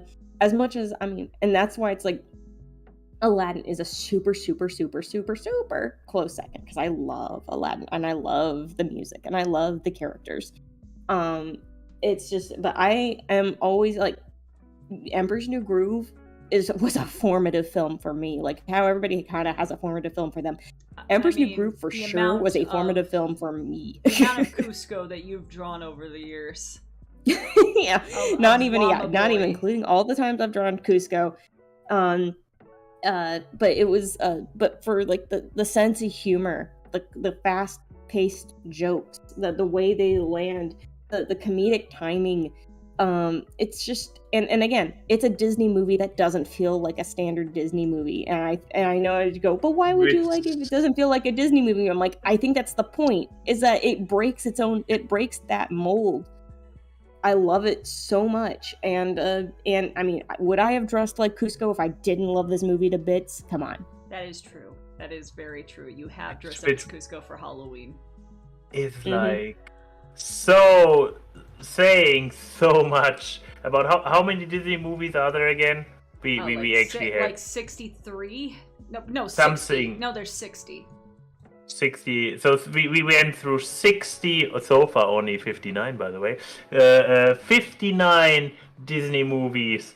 And I mean, now that Lauren picked the Emperor, I mean, it doesn't actually matter what my pick is, but Lauren, I made Cylon? you go before me in the hope that you say Aladdin, so we keep it exciting, because I already knew that I would pick Emperor anyways. So, yes, we unanimously picked one of the two movies which we all agreed is the least Disney movie, combined with Hercules, but then again, Hercules ran so that the Emperor Group ran. It's an achievement that Disney could make such a non-Disney movie and make it so good. It's like... That is true, that is true, but it's also so weird that the implication basically is like, Disney is at its best when it's not being Disney. Exactly. When it breaks its own formula, that's when it really shines. Now, but this is the big moment. Can Emperor actually win? Can Emperor actually win? Lauren, do you have any feeling, any idea what is the final boss? Which movie is hidden behind this question mark? Because it is a Disney animated movie. Cinematic release? Yes, cinematic. Cinematic release. Oh! It was never hidden behind there. Oh no, it is hidden behind there. It's hidden somewhere. It's just not hidden behind there. Okay, I have zero idea. Zero idea. I am very happy that Emperor's New Groove got this choice, because what it's fighting against is its brother. A movie made by the creator of Emperor's New Groove. Another cinematic release from Disney, from Mark Dindal himself. Some would say part of the legacy of Disney to propel it into the direction of a new tomorrow. I don't think I didn't see that image off the side. Another film that doesn't feel like a Disney movie. No, oh god. Chicken Little! No! Are you kidding me? Are you kidding me? Did no one notice that Chicken Little wasn't even in the preliminaries? Because nobody talks about it, and nobody wants to talk about it. Look, if it makes you feel better, this was Max's idea. I had to put together the entire list to end up with a proper 16 versus 16 bracket. I needed to get creative with the preliminaries. And then I still had one over. Well, straight up, who wants chicken nuggets? Because this is not going to end well for Chicken Little. Yes, but this is kind of like how we had Joseph King of Dreams in our DreamWorks thing, so Max can rant about Joseph King of Dreams. We can rant about Chicken Little. I mean, that is the thing. This is a final battle, and Chicken Little is the movie we have, not talked the least about, because there have been the ones that didn't survive the preliminaries. Losers of the first round. I'm just presenting a visual representation of Emperor's New Groove beating up Chicken Little. But we haven't talked about Chicken Little yet, so we should point out its strengths, its weaknesses, and then why we think it is either inferior or superior to the Emperor's New Groove. Okay. The fact that you even, I know it's a joke, but the fact that you even suggest that it would be superior to Emperor's New Groove, I wanted to throw up. I mean, okay. Strengths about Chicken Little. Bare Naked Ladies has a song on the soundtrack, and I like Bare Naked Ladies, so that's a plus.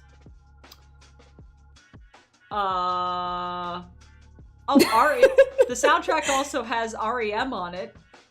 The soundtrack's actually not that bad. The soundtrack has Bare Naked Ladies, Diana Ross, and R.E.M. Those are all three really good ones. Also, for any Disney Channel people, they also had the Cheetah Girls, which dates this movie so badly. So much. Then the video game was okay. You could Wasn't summon it the chicken. last movie that Don Knotts was in? Sadly, yes. You could summon Chicken Little in Kingdom Hearts 2, and I find that to be a very funny fact. Okay. I mean, he additional yeah, I don't know aspects, who made that decision, but... I mean, here's also additional aspects to consider. When I first saw it, I didn't hate it. Yeah, then you there's also the thing like that you also like Illumination's Grinch movie, so I don't know what stock I should take in you liking Chicken Little for the first time. Then what else do we have? We have a fish out of water who is a literal fish out of water. I mean, Fish Out of come Water on. objectively is the best character in that movie. It is very easily. Yeah. I mean, the competition is very, very. The dodgeball low. scene with Fish and the King Kong thing that he did was actually really funny. Oh, like, damn it, that was actually the dodgeball moment of him just going, it's like break just dancing. when Abby is just like, like just do what Fish is doing. Just like okay, that like, one okay, I was can't be pretty mad at good. that. It's fish out of water. So. Fish out of water was pretty good, but there are also other aspects that we haven't addressed yet, namely the disturbing social criticism about how women, girls, basically, if they are too much of an independent thinker, of a tough one, that eventually some kind of mind control beam, metaphorically speaking, comes in and turns you into a girly girl with your little umbrella and whatnot, and then a guy comes swooping in and takes your mind-controlled, bent to the norms fitting personality, and it's like, oh, that's the kind of girl I like. And it's always the giant pigs who do that. So there is some criticism that the very subtly got worked into the finale of this movie that very rarely gets talked about. I mean, what does Emperor New Groove say? 1% smashing houses of low-income people bad? No, really, I knew this before, thank you. I feel like you could have ended your commentary by being like, oh, Chicken Little has great commentary that women... And that's the end of the sentence. Top text, bottom text, women. But God damn it, my humor is devolved. No, it says something that the only memory of me laughing recently about Chicken Little, besides the reveal of Chicken Little in this stream, was someone just put an out-of-context clip of the pig character beating up a vending machine on Yep, Twitter. that's been going viral again. And yeah. it's just like, look, the movie's what happened? not good. I blacked out for a second. The movie's not good just because that scene out of context is funny.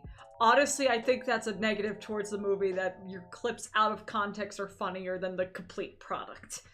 That's why I'm like, that's why I stand in the ballpark of there are funny jokes in it.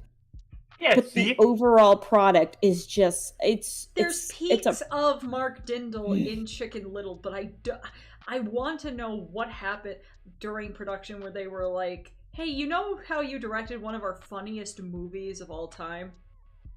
Can you not? Yeah. It's such a distaff thing that the person who made Emperor's New Groove directed this movie. It's like, how? Yeah, but the thing is, I think it just greatly suffered from too much meddling from other people that were not him. So, especially when Chicken Little was originally, it's almost actually going back to the point of women, is that originally Chicken Little was gonna be a girl, and they rewrote him to be a boy. So, you mean we weren't going to have Zach Braff? Huh? Yeah, we almost didn't have Zach Braff. Oh, what a shame. Also, you were wrong, Lauren. This is half wrong. This was the last time Don Knotts was alive for a film that he released. His final true film was Air Buddies. I don't know if that's Oh, better, no. but at least that one has puppies in it. Yeah, you know what? Yeah, Air Buddies is puppies in it. Also, I That's, hate you know, the fact that's that the I'm looking benefit. at the Wikipedia, and apparently Chicken Little was the second highest grossing animated film of 2005. The first one being Madagascar, a much more deserving film. Yeah, I'm like, how many we had poor Madagascar. How many poor parents got dragged to watch Chicken Little? Like that. Or how bad was 2005 in the realm of animation that this was the second highest grossing one? I need to know. Also, but yeah, I think we've said all the pluses about. I mean, I guess the alien designs were kind of cute, and I like the idea. Like, that's the thing. I like the idea about, like, the sky being aliens. Like, the whole thing of the sky being panels that was a really cool where they visual. use panels that disguise the bottom half to look like the sky so that they can land safely. Like, it's like, I'm like that. There are some inventive ideas in it. Again, That's a it's cool like, it's idea. Like an absolute mess of a movie overall. It has good ideas in it. It's just the overall execution is poor. So yeah, it's a good idea. Would have fit great in a movie like Pleasantville or something like that, but not here in Zach Braff's Chicken Little. But I mean, it's also like both are movies about parental failures. That is,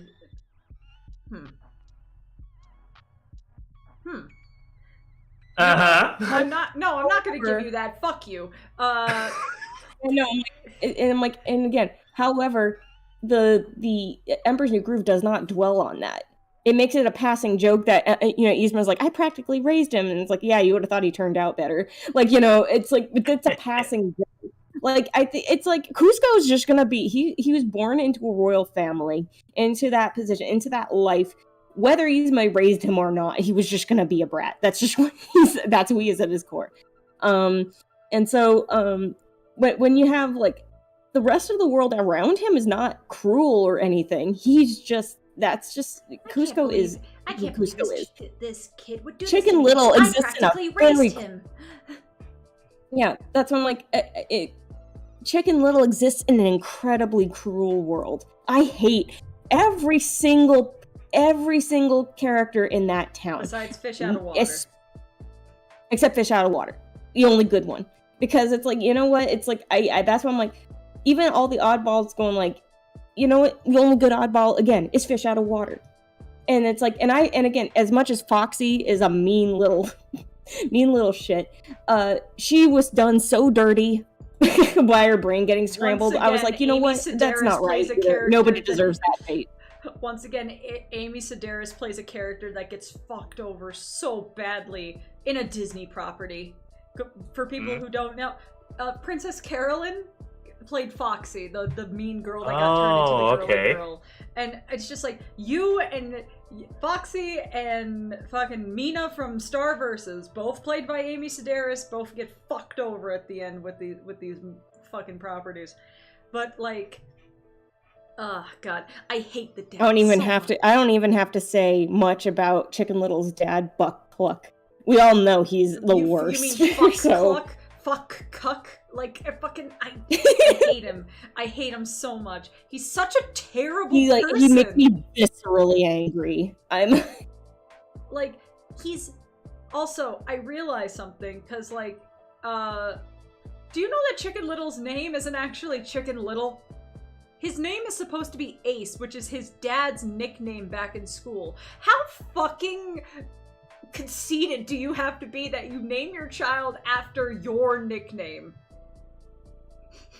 And then they're like, you were the school baseball star and everything. And I'm like, oh god, this is the town that, like, when everybody lives in the town and they never freaking leave and they just dwell in their glory days. This is Buck Cluck. His only legacy is being the baseball star at his freaking elementary school. No, this.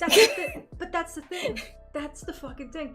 Buck is just a guy who peaked in high school. He's not even like a college baseball star. He was a high school baseball star, which is the most like non-achievement that you can have. Like, I don't think you were widowed. I'm pretty sure your wife left you and you'd rather say that your wife died. Like, fuck you, Buck Cluck. Like, there is so much not good about this movie. It's confusingly bad. And you know what? I mean, yeah, and again, that the fact that so many people put value on a person on whether or not they could play frickin' baseball, really? Yeah, like, there's so... Adam West deserved better than this, than being an end-of-the-movie cameo in this movie. You know what? He did get better. Guess what? Because Meet the Robinsons came out a year later. That is true. Oh, no. Yeah, look, maybe Chicken Little walk so Meet the Robinsons can walk a little bit faster. But, like,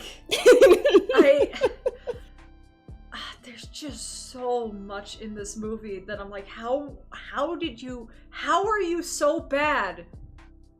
What were you supposed to be?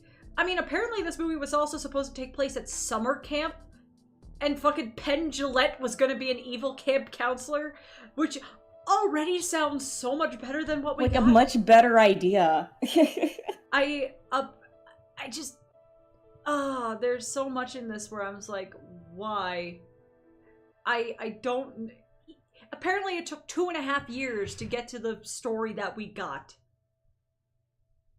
What were you doing in those 2.5 years? I don't know if it was writing. That's why I say it's like, I think if I remember at the time, it would have been executive meddling. That's what it was. So yeah. It's like, look, when you have a story that it's like, yeah. Yeah, it's just a mess. It's a mess. I'm just saying, the Mark Dindal Garfield movie, this could be what the best of it is. This could be also what it turns into. It depends on the executives. Oh we know boy. the range. Now I'm a little bit more worried again. And you know what? I'm gonna quote. I'm gonna quote the Bare Naked Lady song. Is that the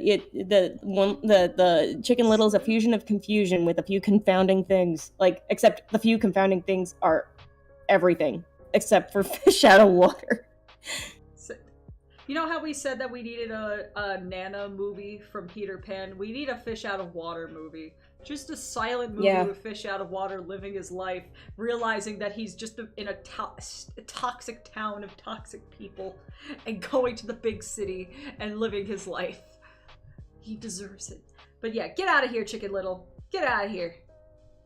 Who wants chicken nuggets? Yeah. But yeah, I think, like, after that visceral beatdown...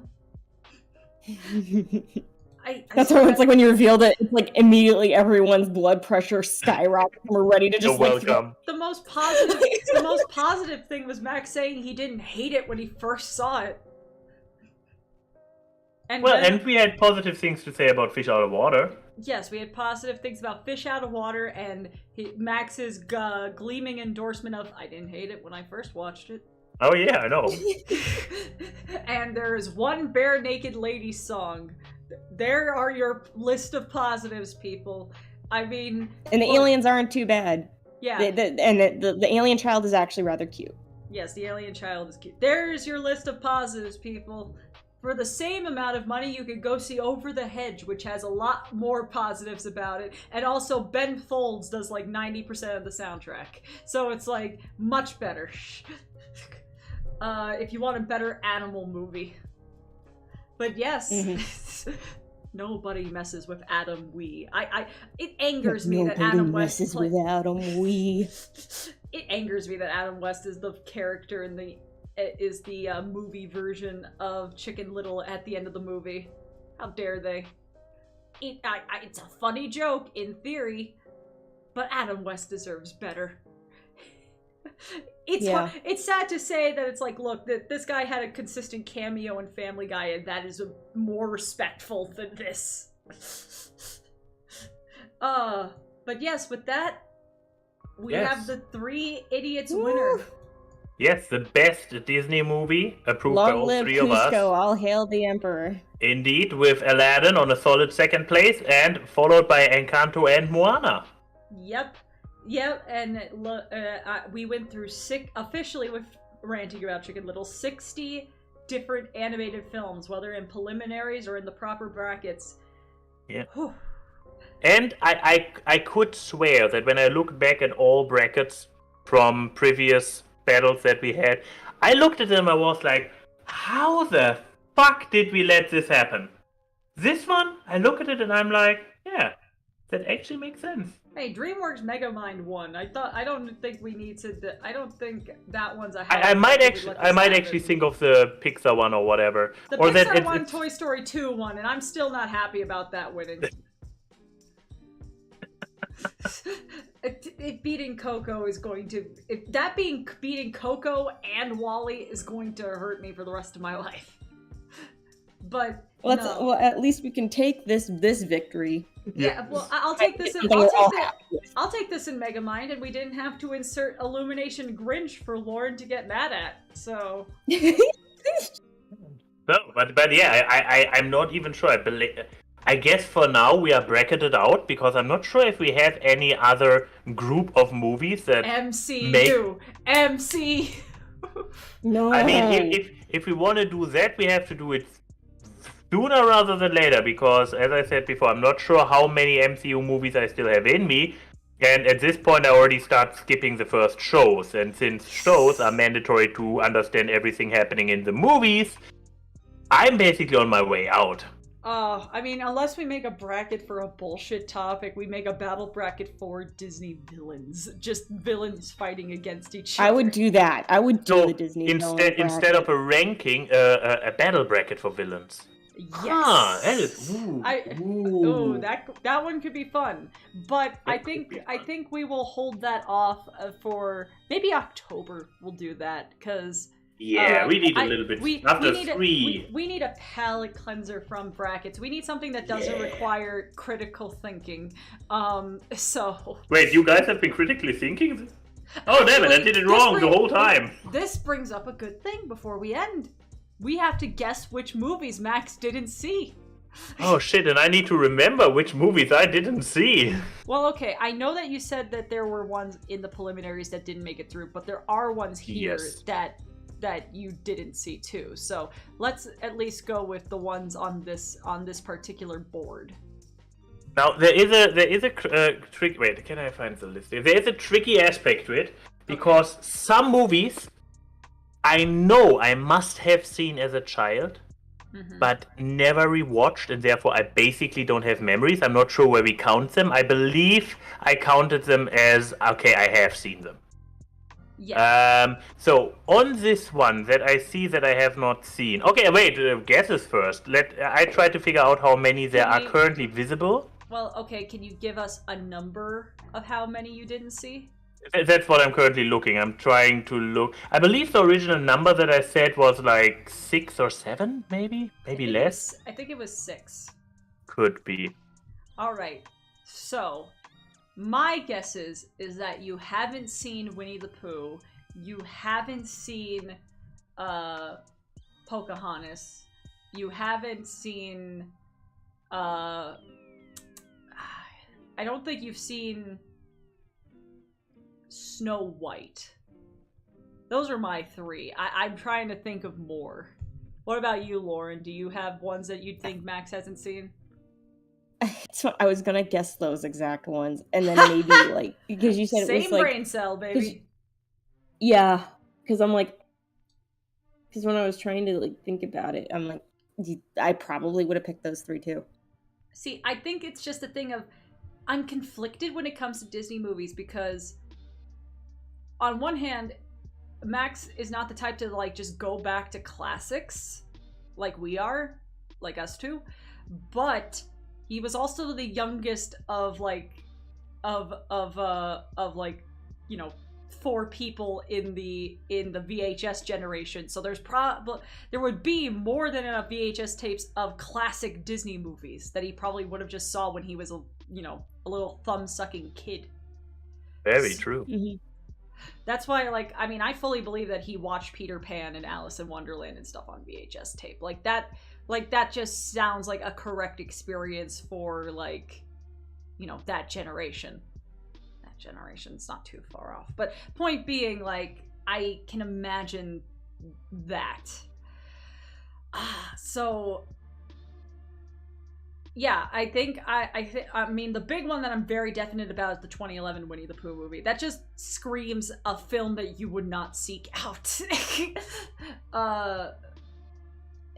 Maybe Lady and the Tramp, but I feel like everyone's seen that one. It just feels like one that everyone's at least. But it also could just be the fact that, like, you know, it has an iconic scene, so it feels like everyone knows of it. Enough that you could bullshit, like, I know what the gist of it is about. But would Max just go and seek out the cute dog movie? Yeah, okay. So, okay. Please tell us what you tell us your lost children.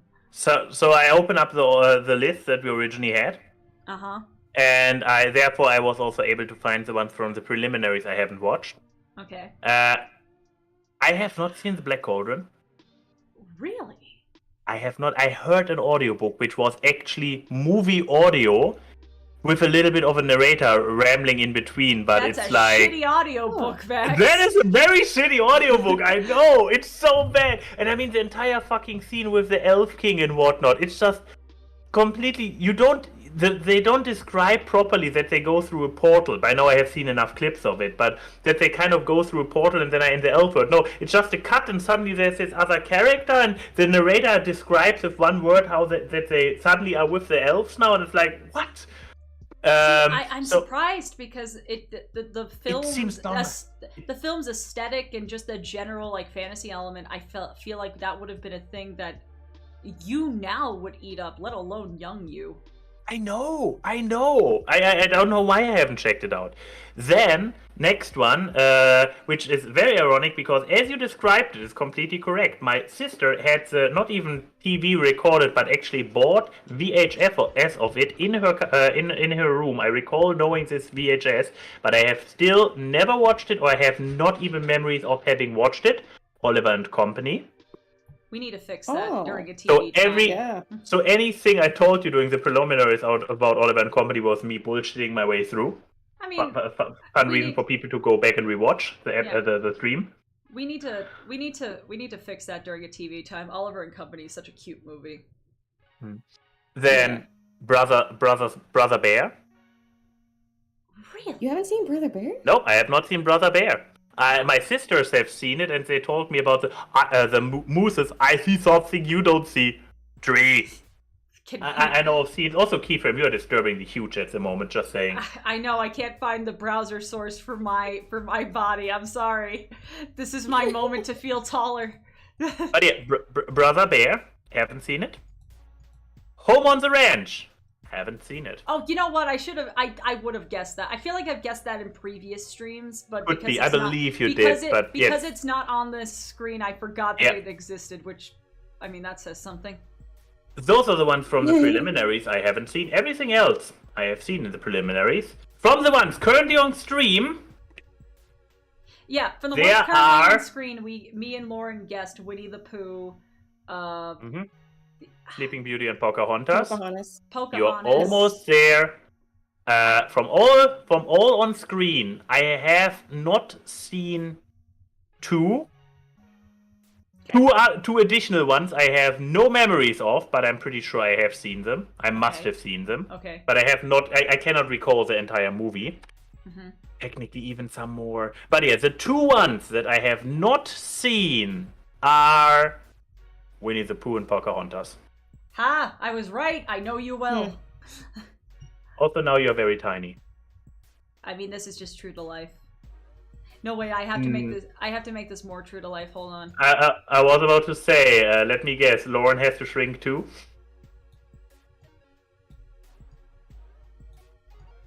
Okay, now I need to wait for the delay of the stream. What's actually happening? Like, there's a delay, so I'm like. Yep, that sounds about right. There we go. Oh no!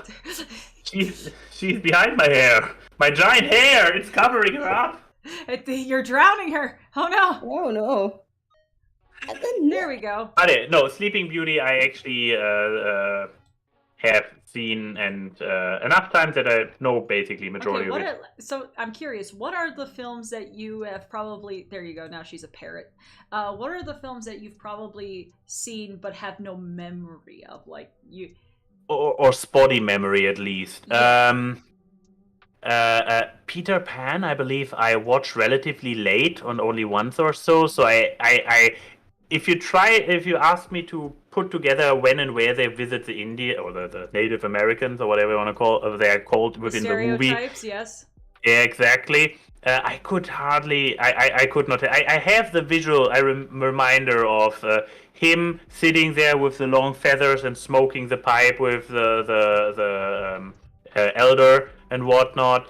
But the overall movie, I must have seen it. Too many elements that are not just in the trailer. I remember, like with Nana and the fairy dust, where it's like, oh, that's actually not. I recall not even liking this scene when I was younger. Great Mouse Detective, actually. I must have seen it because I remember the scene with the bell and everything, but I don't have cohesive memories of it. Pinocchio. I must have seen it. Maybe even not. I would have guessed that you haven't seen Pinocchio just out of, like, for one, would be just how old, but I also just felt like that was a film that you would have had a tape of at home. I don't know. I could swear, but with Pinocchio, I'm not sure. Because on the one hand, I have the feeling that I must have seen it, but on the other hand, so much about what's the name of the island again? Pleasure Island?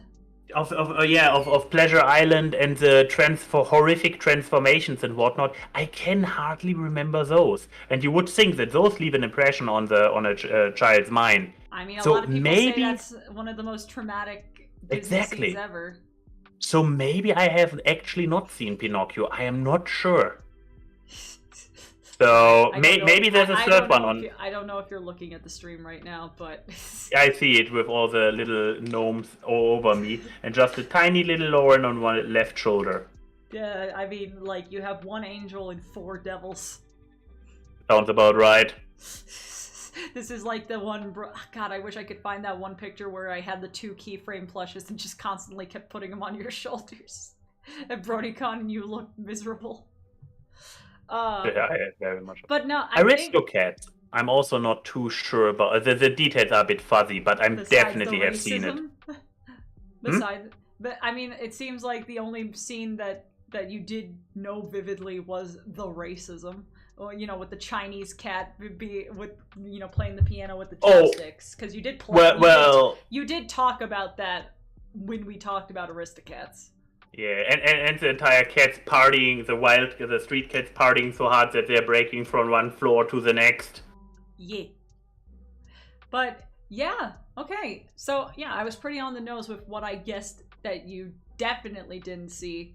Yep. And you're confirming my theory of the ones that you what I thought like would have been my conflicting information of, like, I feel like you either didn't see it or just had a tape as a kid kind of thing. But yep. Yeah, I'm happy with the results of this bracket. Same. I mean, like, there we go. Now we can see it again and not be blocked by your head. But my beautiful head. If you wanted anything to be in a different timeline, what would have been your, like, choice of, like, if you could change anything about this? You're asking the audience or us? The audience, us, that kind of thing. I kind of wish Princess and the Frog could have made it another round, but, you know. You paired it against Encanto early on. It fought a losing battle. I'm well aware. I mean, Encanto is a fucking finalist. Yeah, like, I'm happy with where Encanto is. I mean, I love Princess and the Frog, so it not being able to move forward is like, man, that sucks. I'm sad that, I mean, for some reason Treasure Planet didn't even make it in through the preliminaries. What did we pair it up against? Gee. Atlantis, I think. Oh, that makes sense. And then Hercules beat Atlantis. We actually had quite a running thing of, because Atlantis and Hercules, and then Hercules and Emperor's New Groove, we had a lot of the non-Disney movies fighting each other, because Atlantis definitely is not a Disney-like movie. It was a sliding scale. I mean, arguably, I think you could say that a lot of these movies, with the exception of, like, maybe Fantasia 2000 and Bambi, a lot of the movies that moved on more forward than the others are ones that broke the usual, like, Disney formula. Yeah. But yeah, with Fantasia, I have seen Fantasia 2000. I grew up with original Fantasia on VHS. Had a great time with it, watched it over and over. Then Fantasia 2000 came out at some point. My sister had the VHS. I watched it and I was like, okay. Tisk, tisk, tisk, tisk, tisk, tisk, tisk, tisk, tisk upon thee. You just confirmed that my feelings about that one were sincere. I knew that your feeling. Look, you were way too adamant for your feelings to not be sincere. I can detect when you're being adamant for bullshit's sake, and when you just genuinely are like, no, I like this better than the other one. Like, come on, I just do. Like, it's like I could detect somewhat when it's a bit. But yeah, thank you everyone for watching. It took 3 months, but we got through the entirety of the Disney animated film library. Woof. Yep. True. And I'm very happy with the end result, so yes. So there's that. I am very happy too. Man, this is the second day in a row I've done a 3-hour plus stream. Well, good thing that Awkward is usually under 2 hours. Yes, exactly. But yes, everyone, thank you for joining. We will see you next time for another 3 Idiots. But till then, you watch 3 Idiots duke it out with Disney.